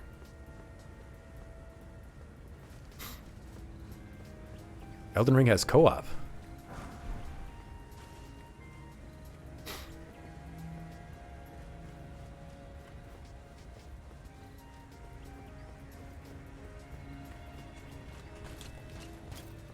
Okay. Spear and sword, that's quite a combo. As you know, the spear is the king of battle. I really need to get my distance better. Oh, did not dodge that at all.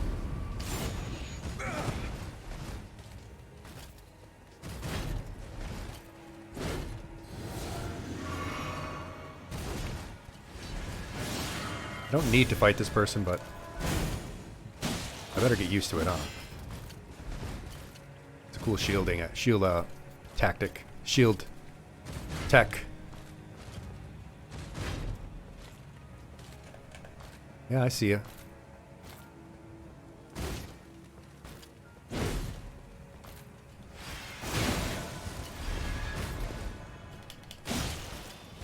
Get chopped.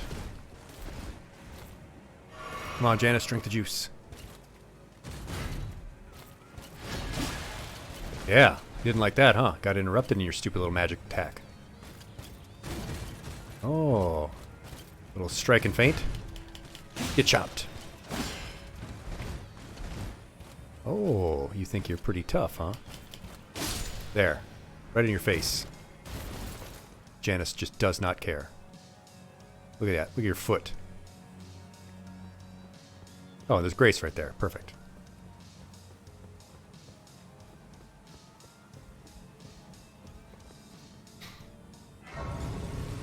Just racking up that Grace. Haha. Guy with his little page boy haircut.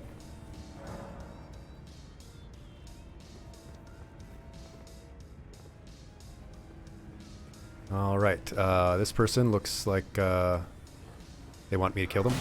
Why have I never been able to get the...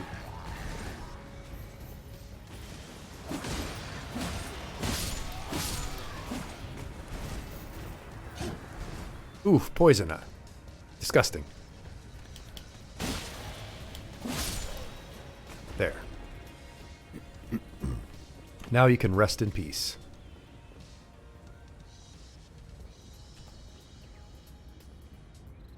These guys are just sort of chilling, huh? Taking a break. Must be a union job.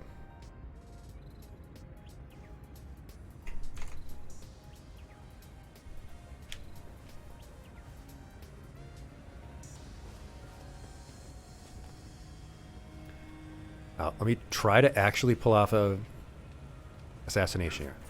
Nope, can't do it. I am just ruthlessly incompetent at that.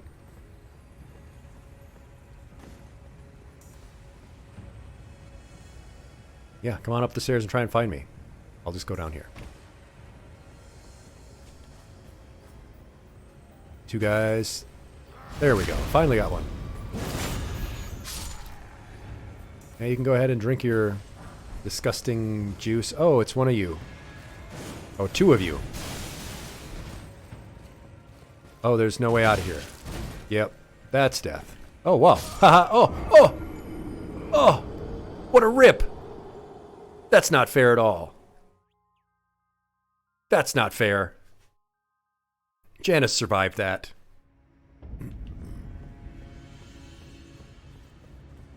Janice is very unpleased. Displeased. Unpleased? Who the heck says unpleased?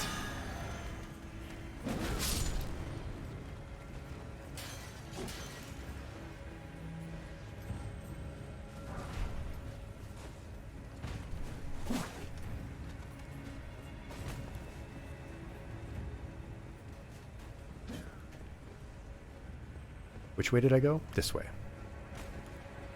Which way did he go, George? Which way did he go? Okay, so I'm just gonna not fight you all. I just want these souls, but I can't get them back. They're not gonna give them back. Oh, they're right here. Neat.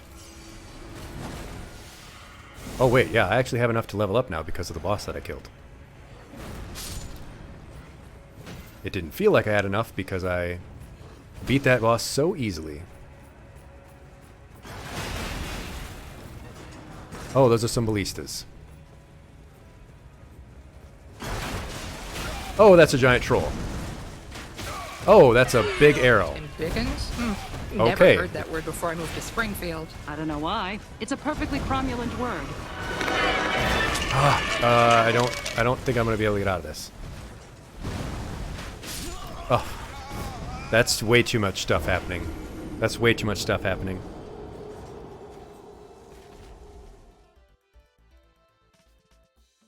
That's a little bit too much. Couldn't do anything with the arrows coming at me. Oh, and I can't. Oh, I was gonna level up. Then I realized I was killed, and I'd lost my runes. Runes. Remember that they're runes, Aegis. They're not souls. You've never even played a Souls game before this. You have no reason to constantly be calling them souls. All right, speedrun strats.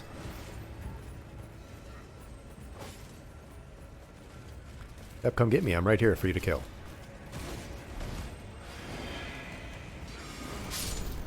Yep. Bye-bye. See ya. Oh, okay. Oh, okay. Dodge and weave. Stick and move.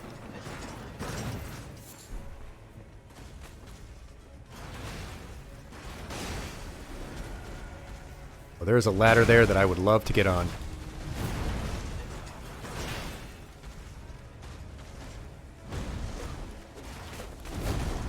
Oh, wow. Wow. Down. Drink your apple juice. Get strong. Get healthy. Collecting a whole bunch of items that I'll probably never even look at. Oh, it's one of you. And a bunch of things shooting lightning and stuff at me. Janice does not care. And there's poison.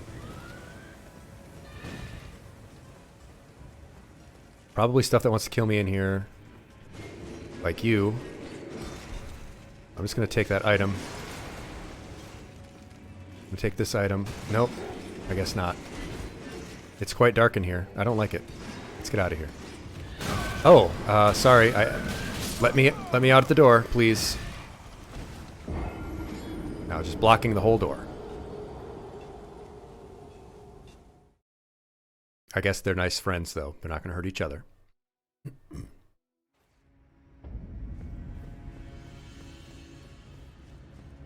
Okay, if I get my runes back, I'm going to teleport back to the Grace so that I can actually not waste it and get my level up.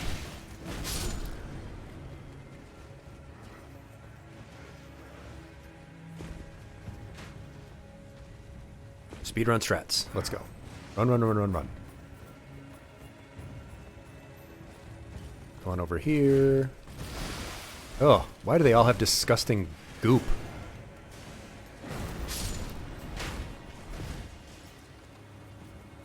Why does everyone love disgusting fluids in this game?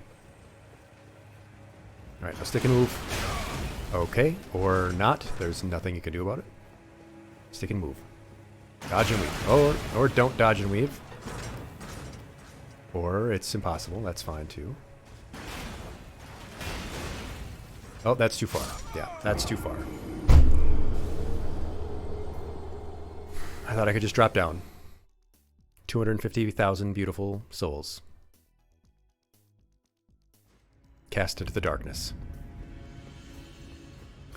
Okay, I guess I'll make one last run at this and then we'll maybe go somewhere else.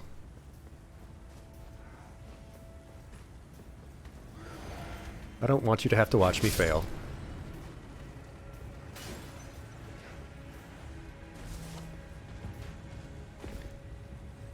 Yep. No, nothing to see here.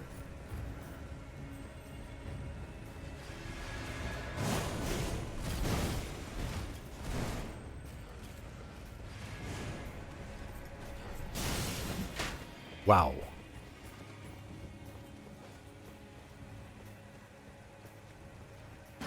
Oh, okay.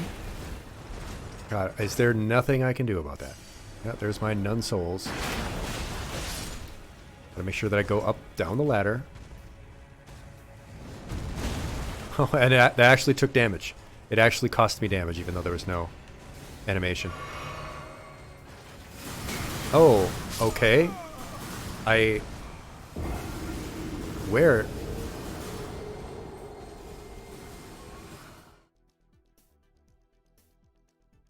Hello, Mushroom. Welcome.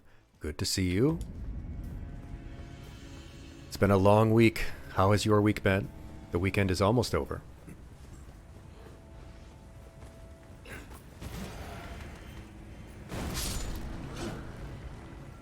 Doing all this just so that I can get killed by Miquella.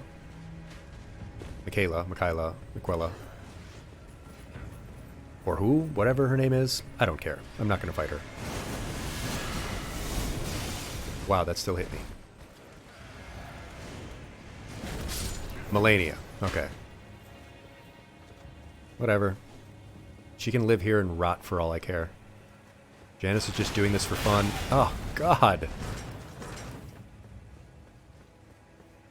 There's literally nothing to do about it.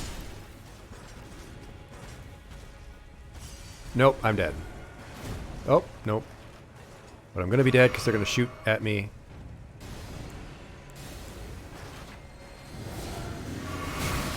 Oh my God, what in hell? There's... what? I'm running. I'm sprinting and they still hit me.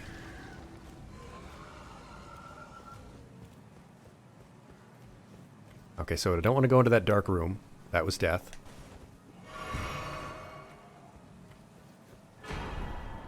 Okay, that's a nice big rune, I'm guessing. Doesn't make up for the 250,000 I lost. I'm so stupid. I'm not going to duck into any of these alcoves. Pretty sure that's just going to kill me. If you think I'm fighting you, you are completely lost.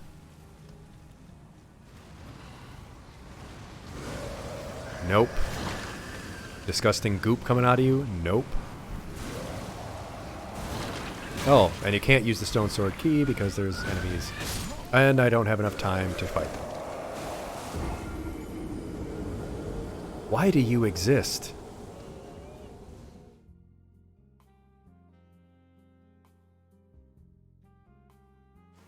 There's no good reason for that thing to exist. Let's see if there's anything else that we've missed in the game.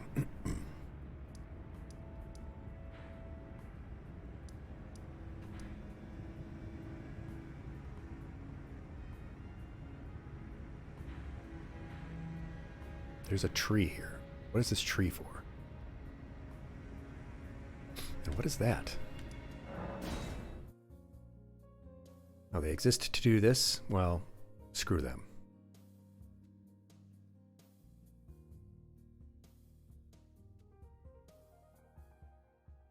They're damaged by AoE healing spells. Well, I wish I knew how to do that. At least I can get back on my horse now.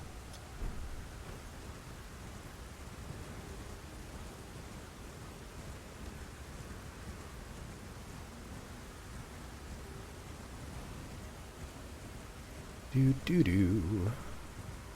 I don't like this land any more than the other one, though. Why does everything have to be goopy and disgusting? Doesn't anyone in this world want, like, a nice world? There's like 0 people in this whole planet that want to have nice things.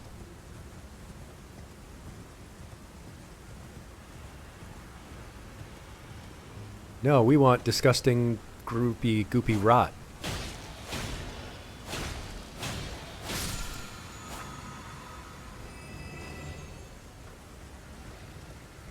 No, why would we want soft kittens and puppies when we could have disgusting giant ants that spew gross goop and poison?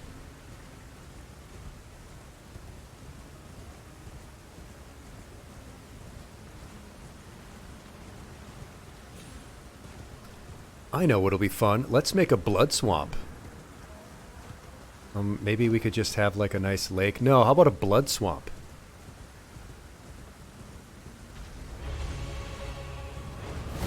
Not fighting you. You can continue being a putrid avatar in this horrible world by yourself, all alone. The rot was created to fight someone, you say, and it got out of hand. If the rot was my alternative to the thing I was fighting, I might just let it win.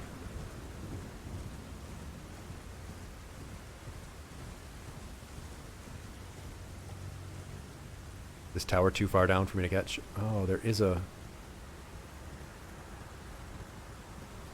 jet stream.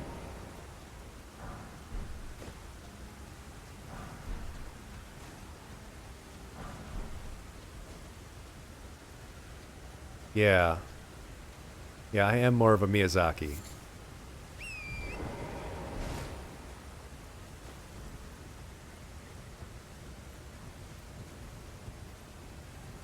Oh, there's a grace right there, too.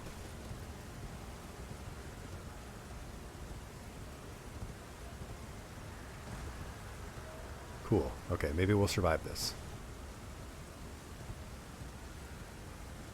Nice.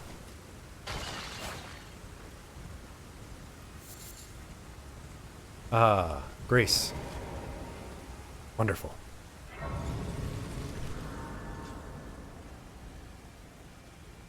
With our 0 souls. Runes, runes, runes, runes, runes. Not souls. Alright, so you're blocked off.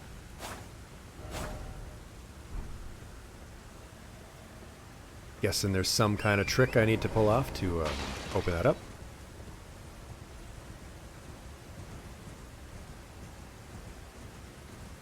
At least there haven't been a whole lot of bad guys here. But this looks like a nice spot for some bad guys, right? Is that what's going to happen? Well, Rao, don't worry. It will probably continue to happen.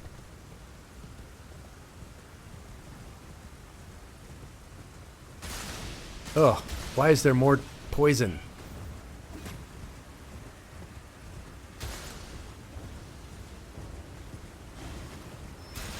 And more poison. Am I just... Oh, what? Why is there poison?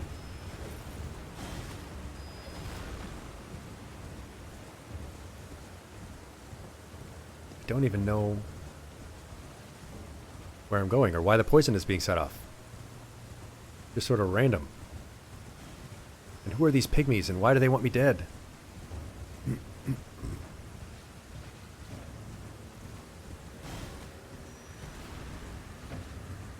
And what is this giant tower here? I don't like that. And there's a giant guy up by it. Don't like that. And this poison seems like it's going to last for a very long time. Ooh, a golden seed.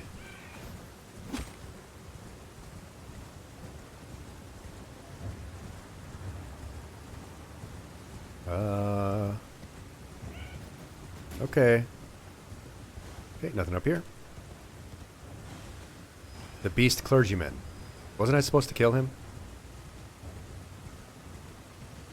Wasn't that Malekith, though? Not, yeah. Okay, Blackblade Kindred. Okay, not even going to get away with the horse. Not even gonna bother fighting you. Yep, see ya.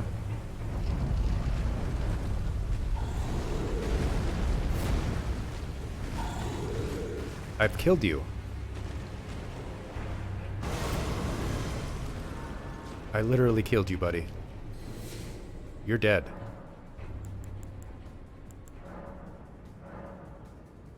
Five golden seeds, huh? How many do I have? 5 golden seeds. 4 calling birds, 3 French hens, 2 turtle doves, and a partridge in a pear tree.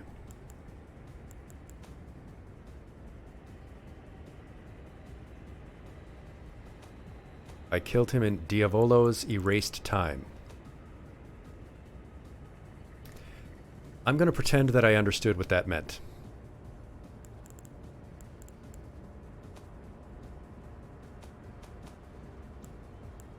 How do I know how many golden seeds I have?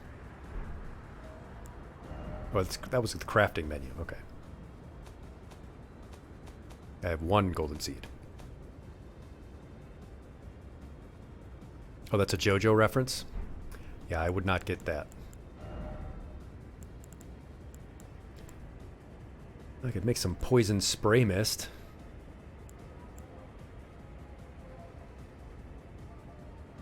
And before you ask, yes! This is a JoJo reference!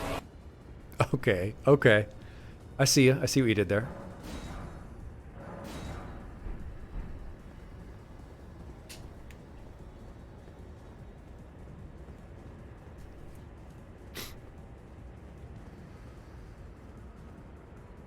Hand over Deathroot. Talk. Guess we'll chat. Good doggy. Good doggy. So he doesn't want to talk. He doesn't want to talk.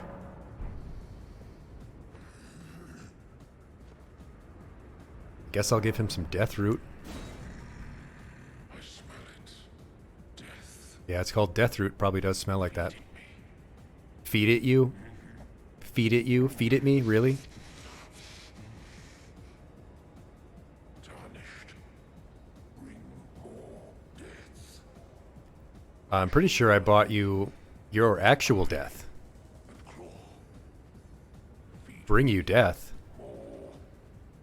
I gave you actual ultimate death. Real death. Yours. Here's some more, though. I'm not sated. No. You want more death? Death. Okay. I'll give you all the death you want. I'm going to drive this magical sword into your brain.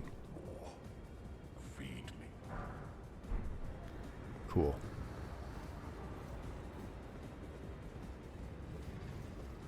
I don't know what those items were or what they do, but that's alright. Huh.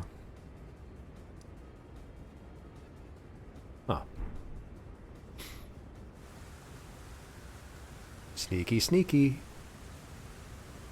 Oh, wow. Yeah, he's way bigger than I thought. Yeah, let's just not fight them.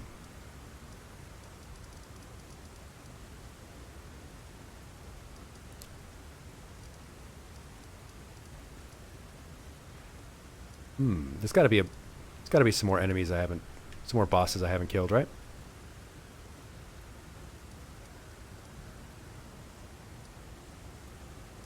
Yeah. There must be.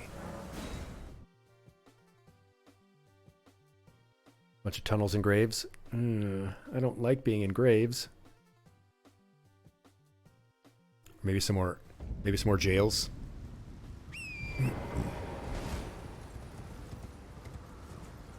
Looks like there should be another grace up here, right?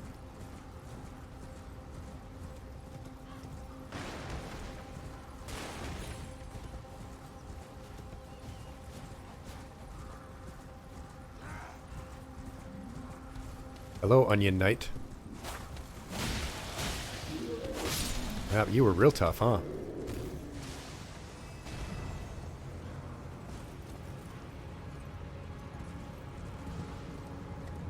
You were not very tough at all, actually.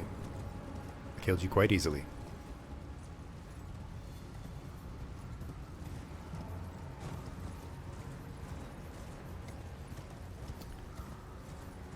Oh, goodness.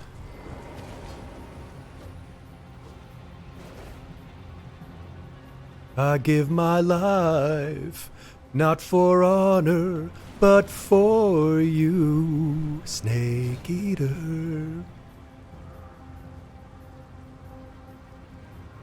I'm not going to sing the whole thing. We'll do that on a special occasion.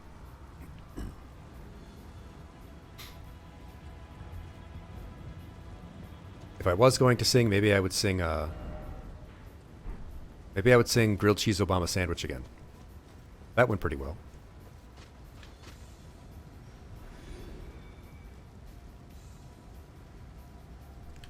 What a thrill.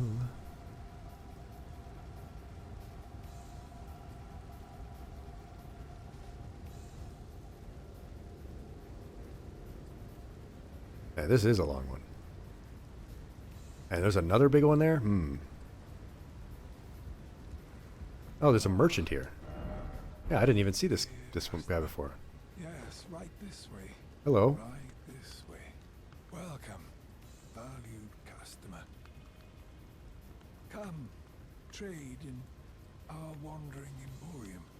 Please, buy something. I'm hungry. I've been... Yeah, you look pretty hungry there, all bones. How is me selling you stuff going to help you eat? How does the money actually work here? First I have to sell him stuff because I don't have any runes with which to buy.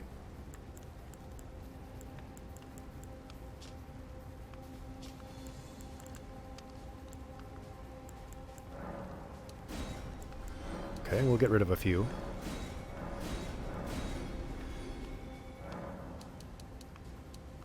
Alright, sure. I'll buy some stuff from you now, since I just took all of your money. But we do need that stone sword key. And we do want that. Guilty hood. Does Janice look like a guilty person to you? I do want all of the outfits, though. I do want to make sure that Janice has all of the costumes to choose from. Janice does love to cosplay.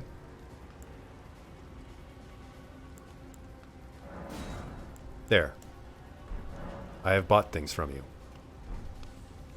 You're welcome. What a thrill.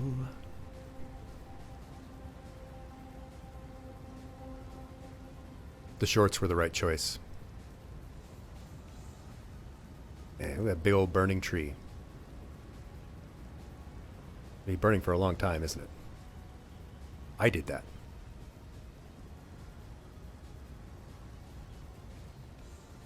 Well, that dead lady basically did it, but it was my fault.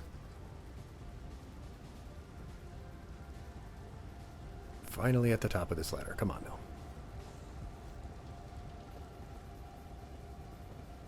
This must be something I've missed since I'd never seen that merchant before.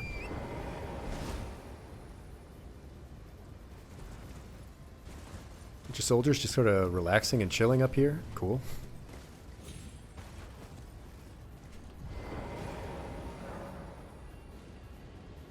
The assault on Volcano Manor. The squalid.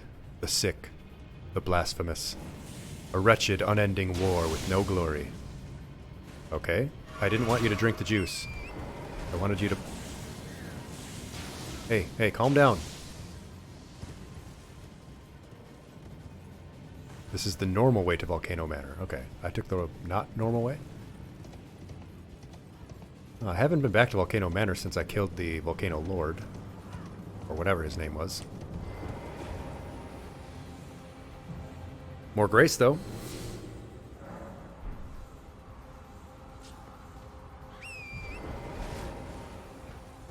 Why would I take the ladder when I can take my horse? Oh, there's an enemy in here. Full-grown falling star beast. I told you to jump, Janice.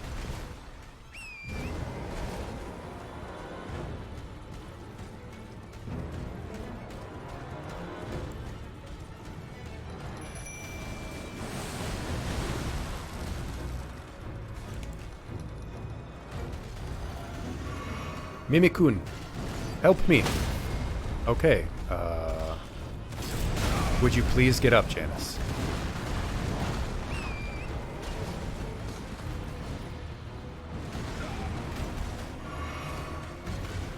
We have done literally no damage to him. Get up.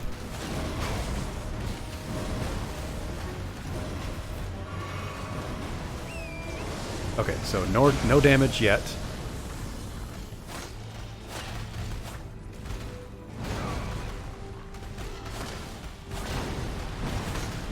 Okay, I'm getting somewhere now.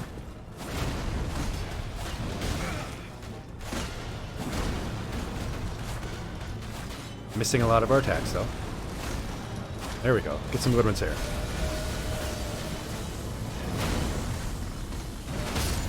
Okay. Don't even know how that one works.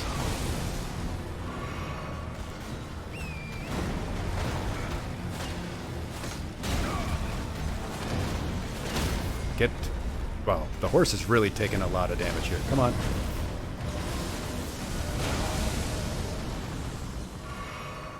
There we go. Come on.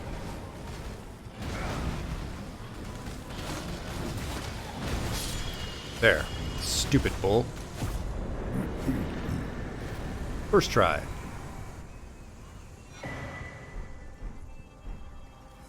Yeah. Items I'll never use. That's where I came up here, right?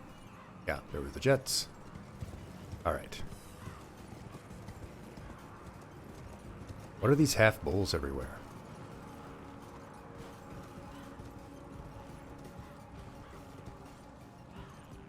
Was this just like a empty plateau? Whoa, Janice! Oh, I can get up here this way.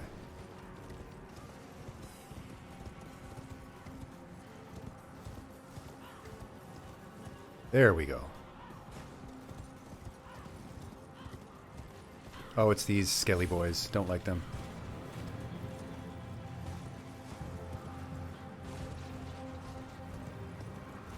Oh, it's one of you, huh?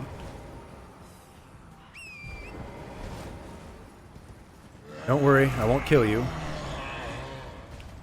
Nope, don't get off the horse. There we go.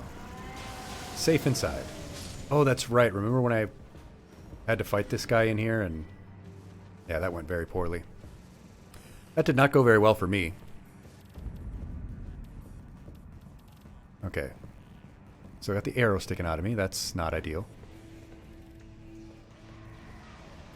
Okay, she's gone. I did kill her husband, or whatever. Tonic of Forgetfulness. Okay. Oh, I can't swing my sword. I want to chop his stupid... statue. Big idiot. Or painting. Statue? It's getting late. My brain is hurt. My brain is hurts. Everyone here is dead too, right?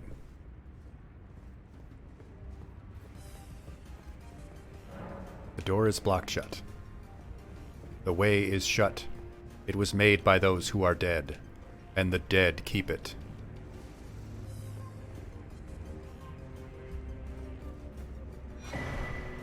Okay, I'm getting a bunch of cool items, though. I assume they're cool, though.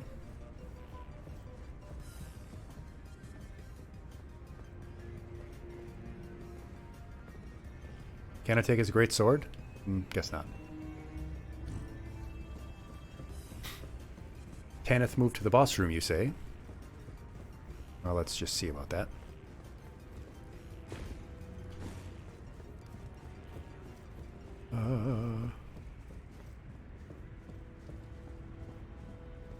So this is my house now, right? I've killed or relocated everyone in it.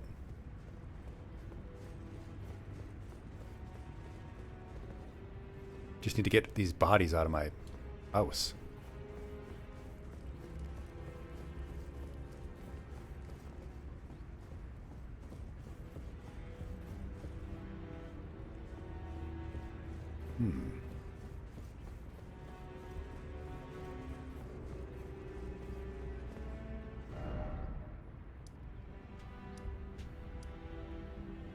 Ricard. All right.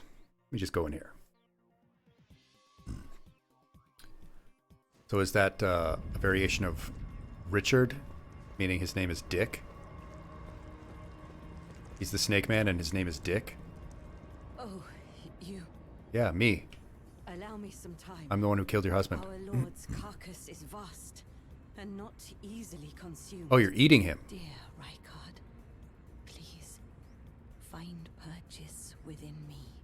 I wish to be your serpent, your family. One Okay. day, let us I'm just gonna back away slowly from you, weirdo. Dear Rykard, I wish to be one day. Okay. Okay, creeper.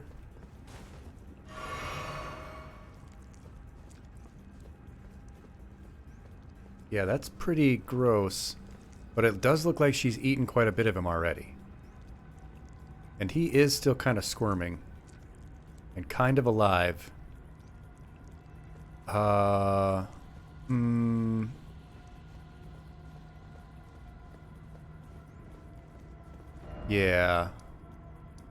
Y'all can just do whatever you're doing there away from me. I'm just gonna head out here for just a moment.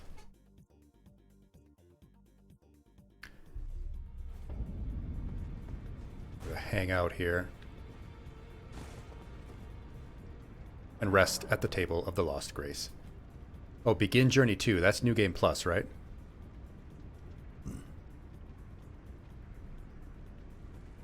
Is that essentially a New Game Plus?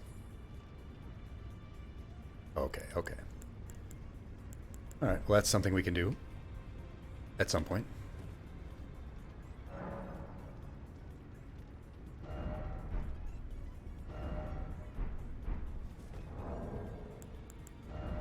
For now, though.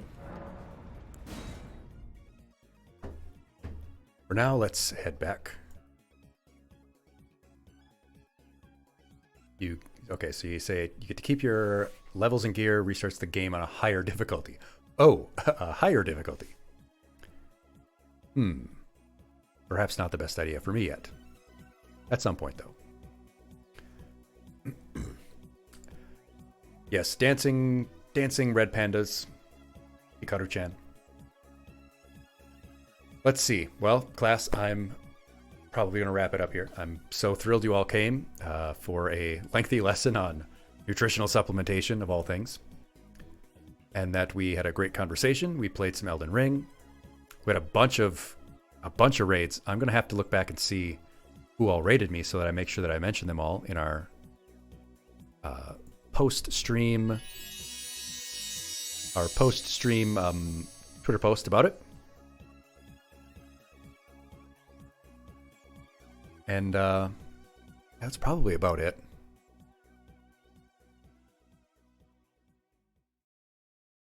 Yeah. Bio-Steampunk. Ilias. There was another Tavares. It would take me a long time to go through there, but I will try to make sure that I acknowledge everyone who gave us a raid.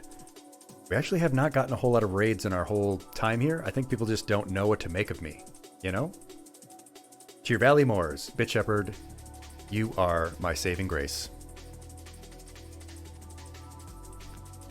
What is the game Koromon? Koromon. See somebody playing that. Oh, it's like a Pokemon type homage? I don't want to say rip-off because I haven't played it or heard it before.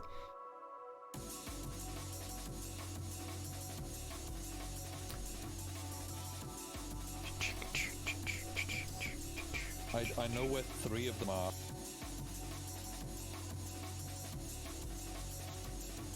Reckon Cat? Yeah, they're totally addicted to it.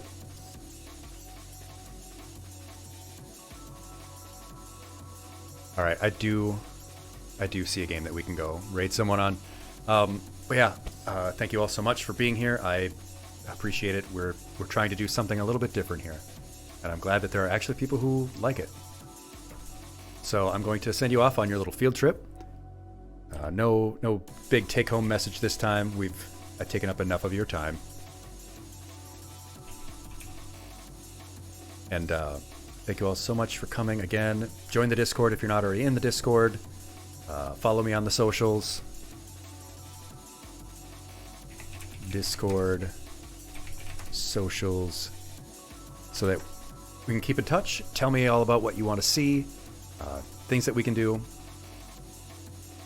anything that you think I can improve on. I'm always trying to learn and grow and get better at this. For now, though, let's go on our little field trip to someone else. My next stream will probably be Wednesday. Oh no, wait, Thursday. Thursday is the 29th, is it not? That's the leap year day? Yeah, we'll stream on Leap Day. And we'll talk about the history of Leap Day and play probably Lethal Company or Deep Rock Galactic. Yeah. And then next Friday or Saturday, it will be our big Five Nights at Freddy's debut. That should be a lot of fun. So with that, I will let you know that class is now dismissed, and I will send you off on your little field trip to have fun with some other streamers. Say hello, be nice, follow their rules. Class dismissed. What's the name of this level? Central City.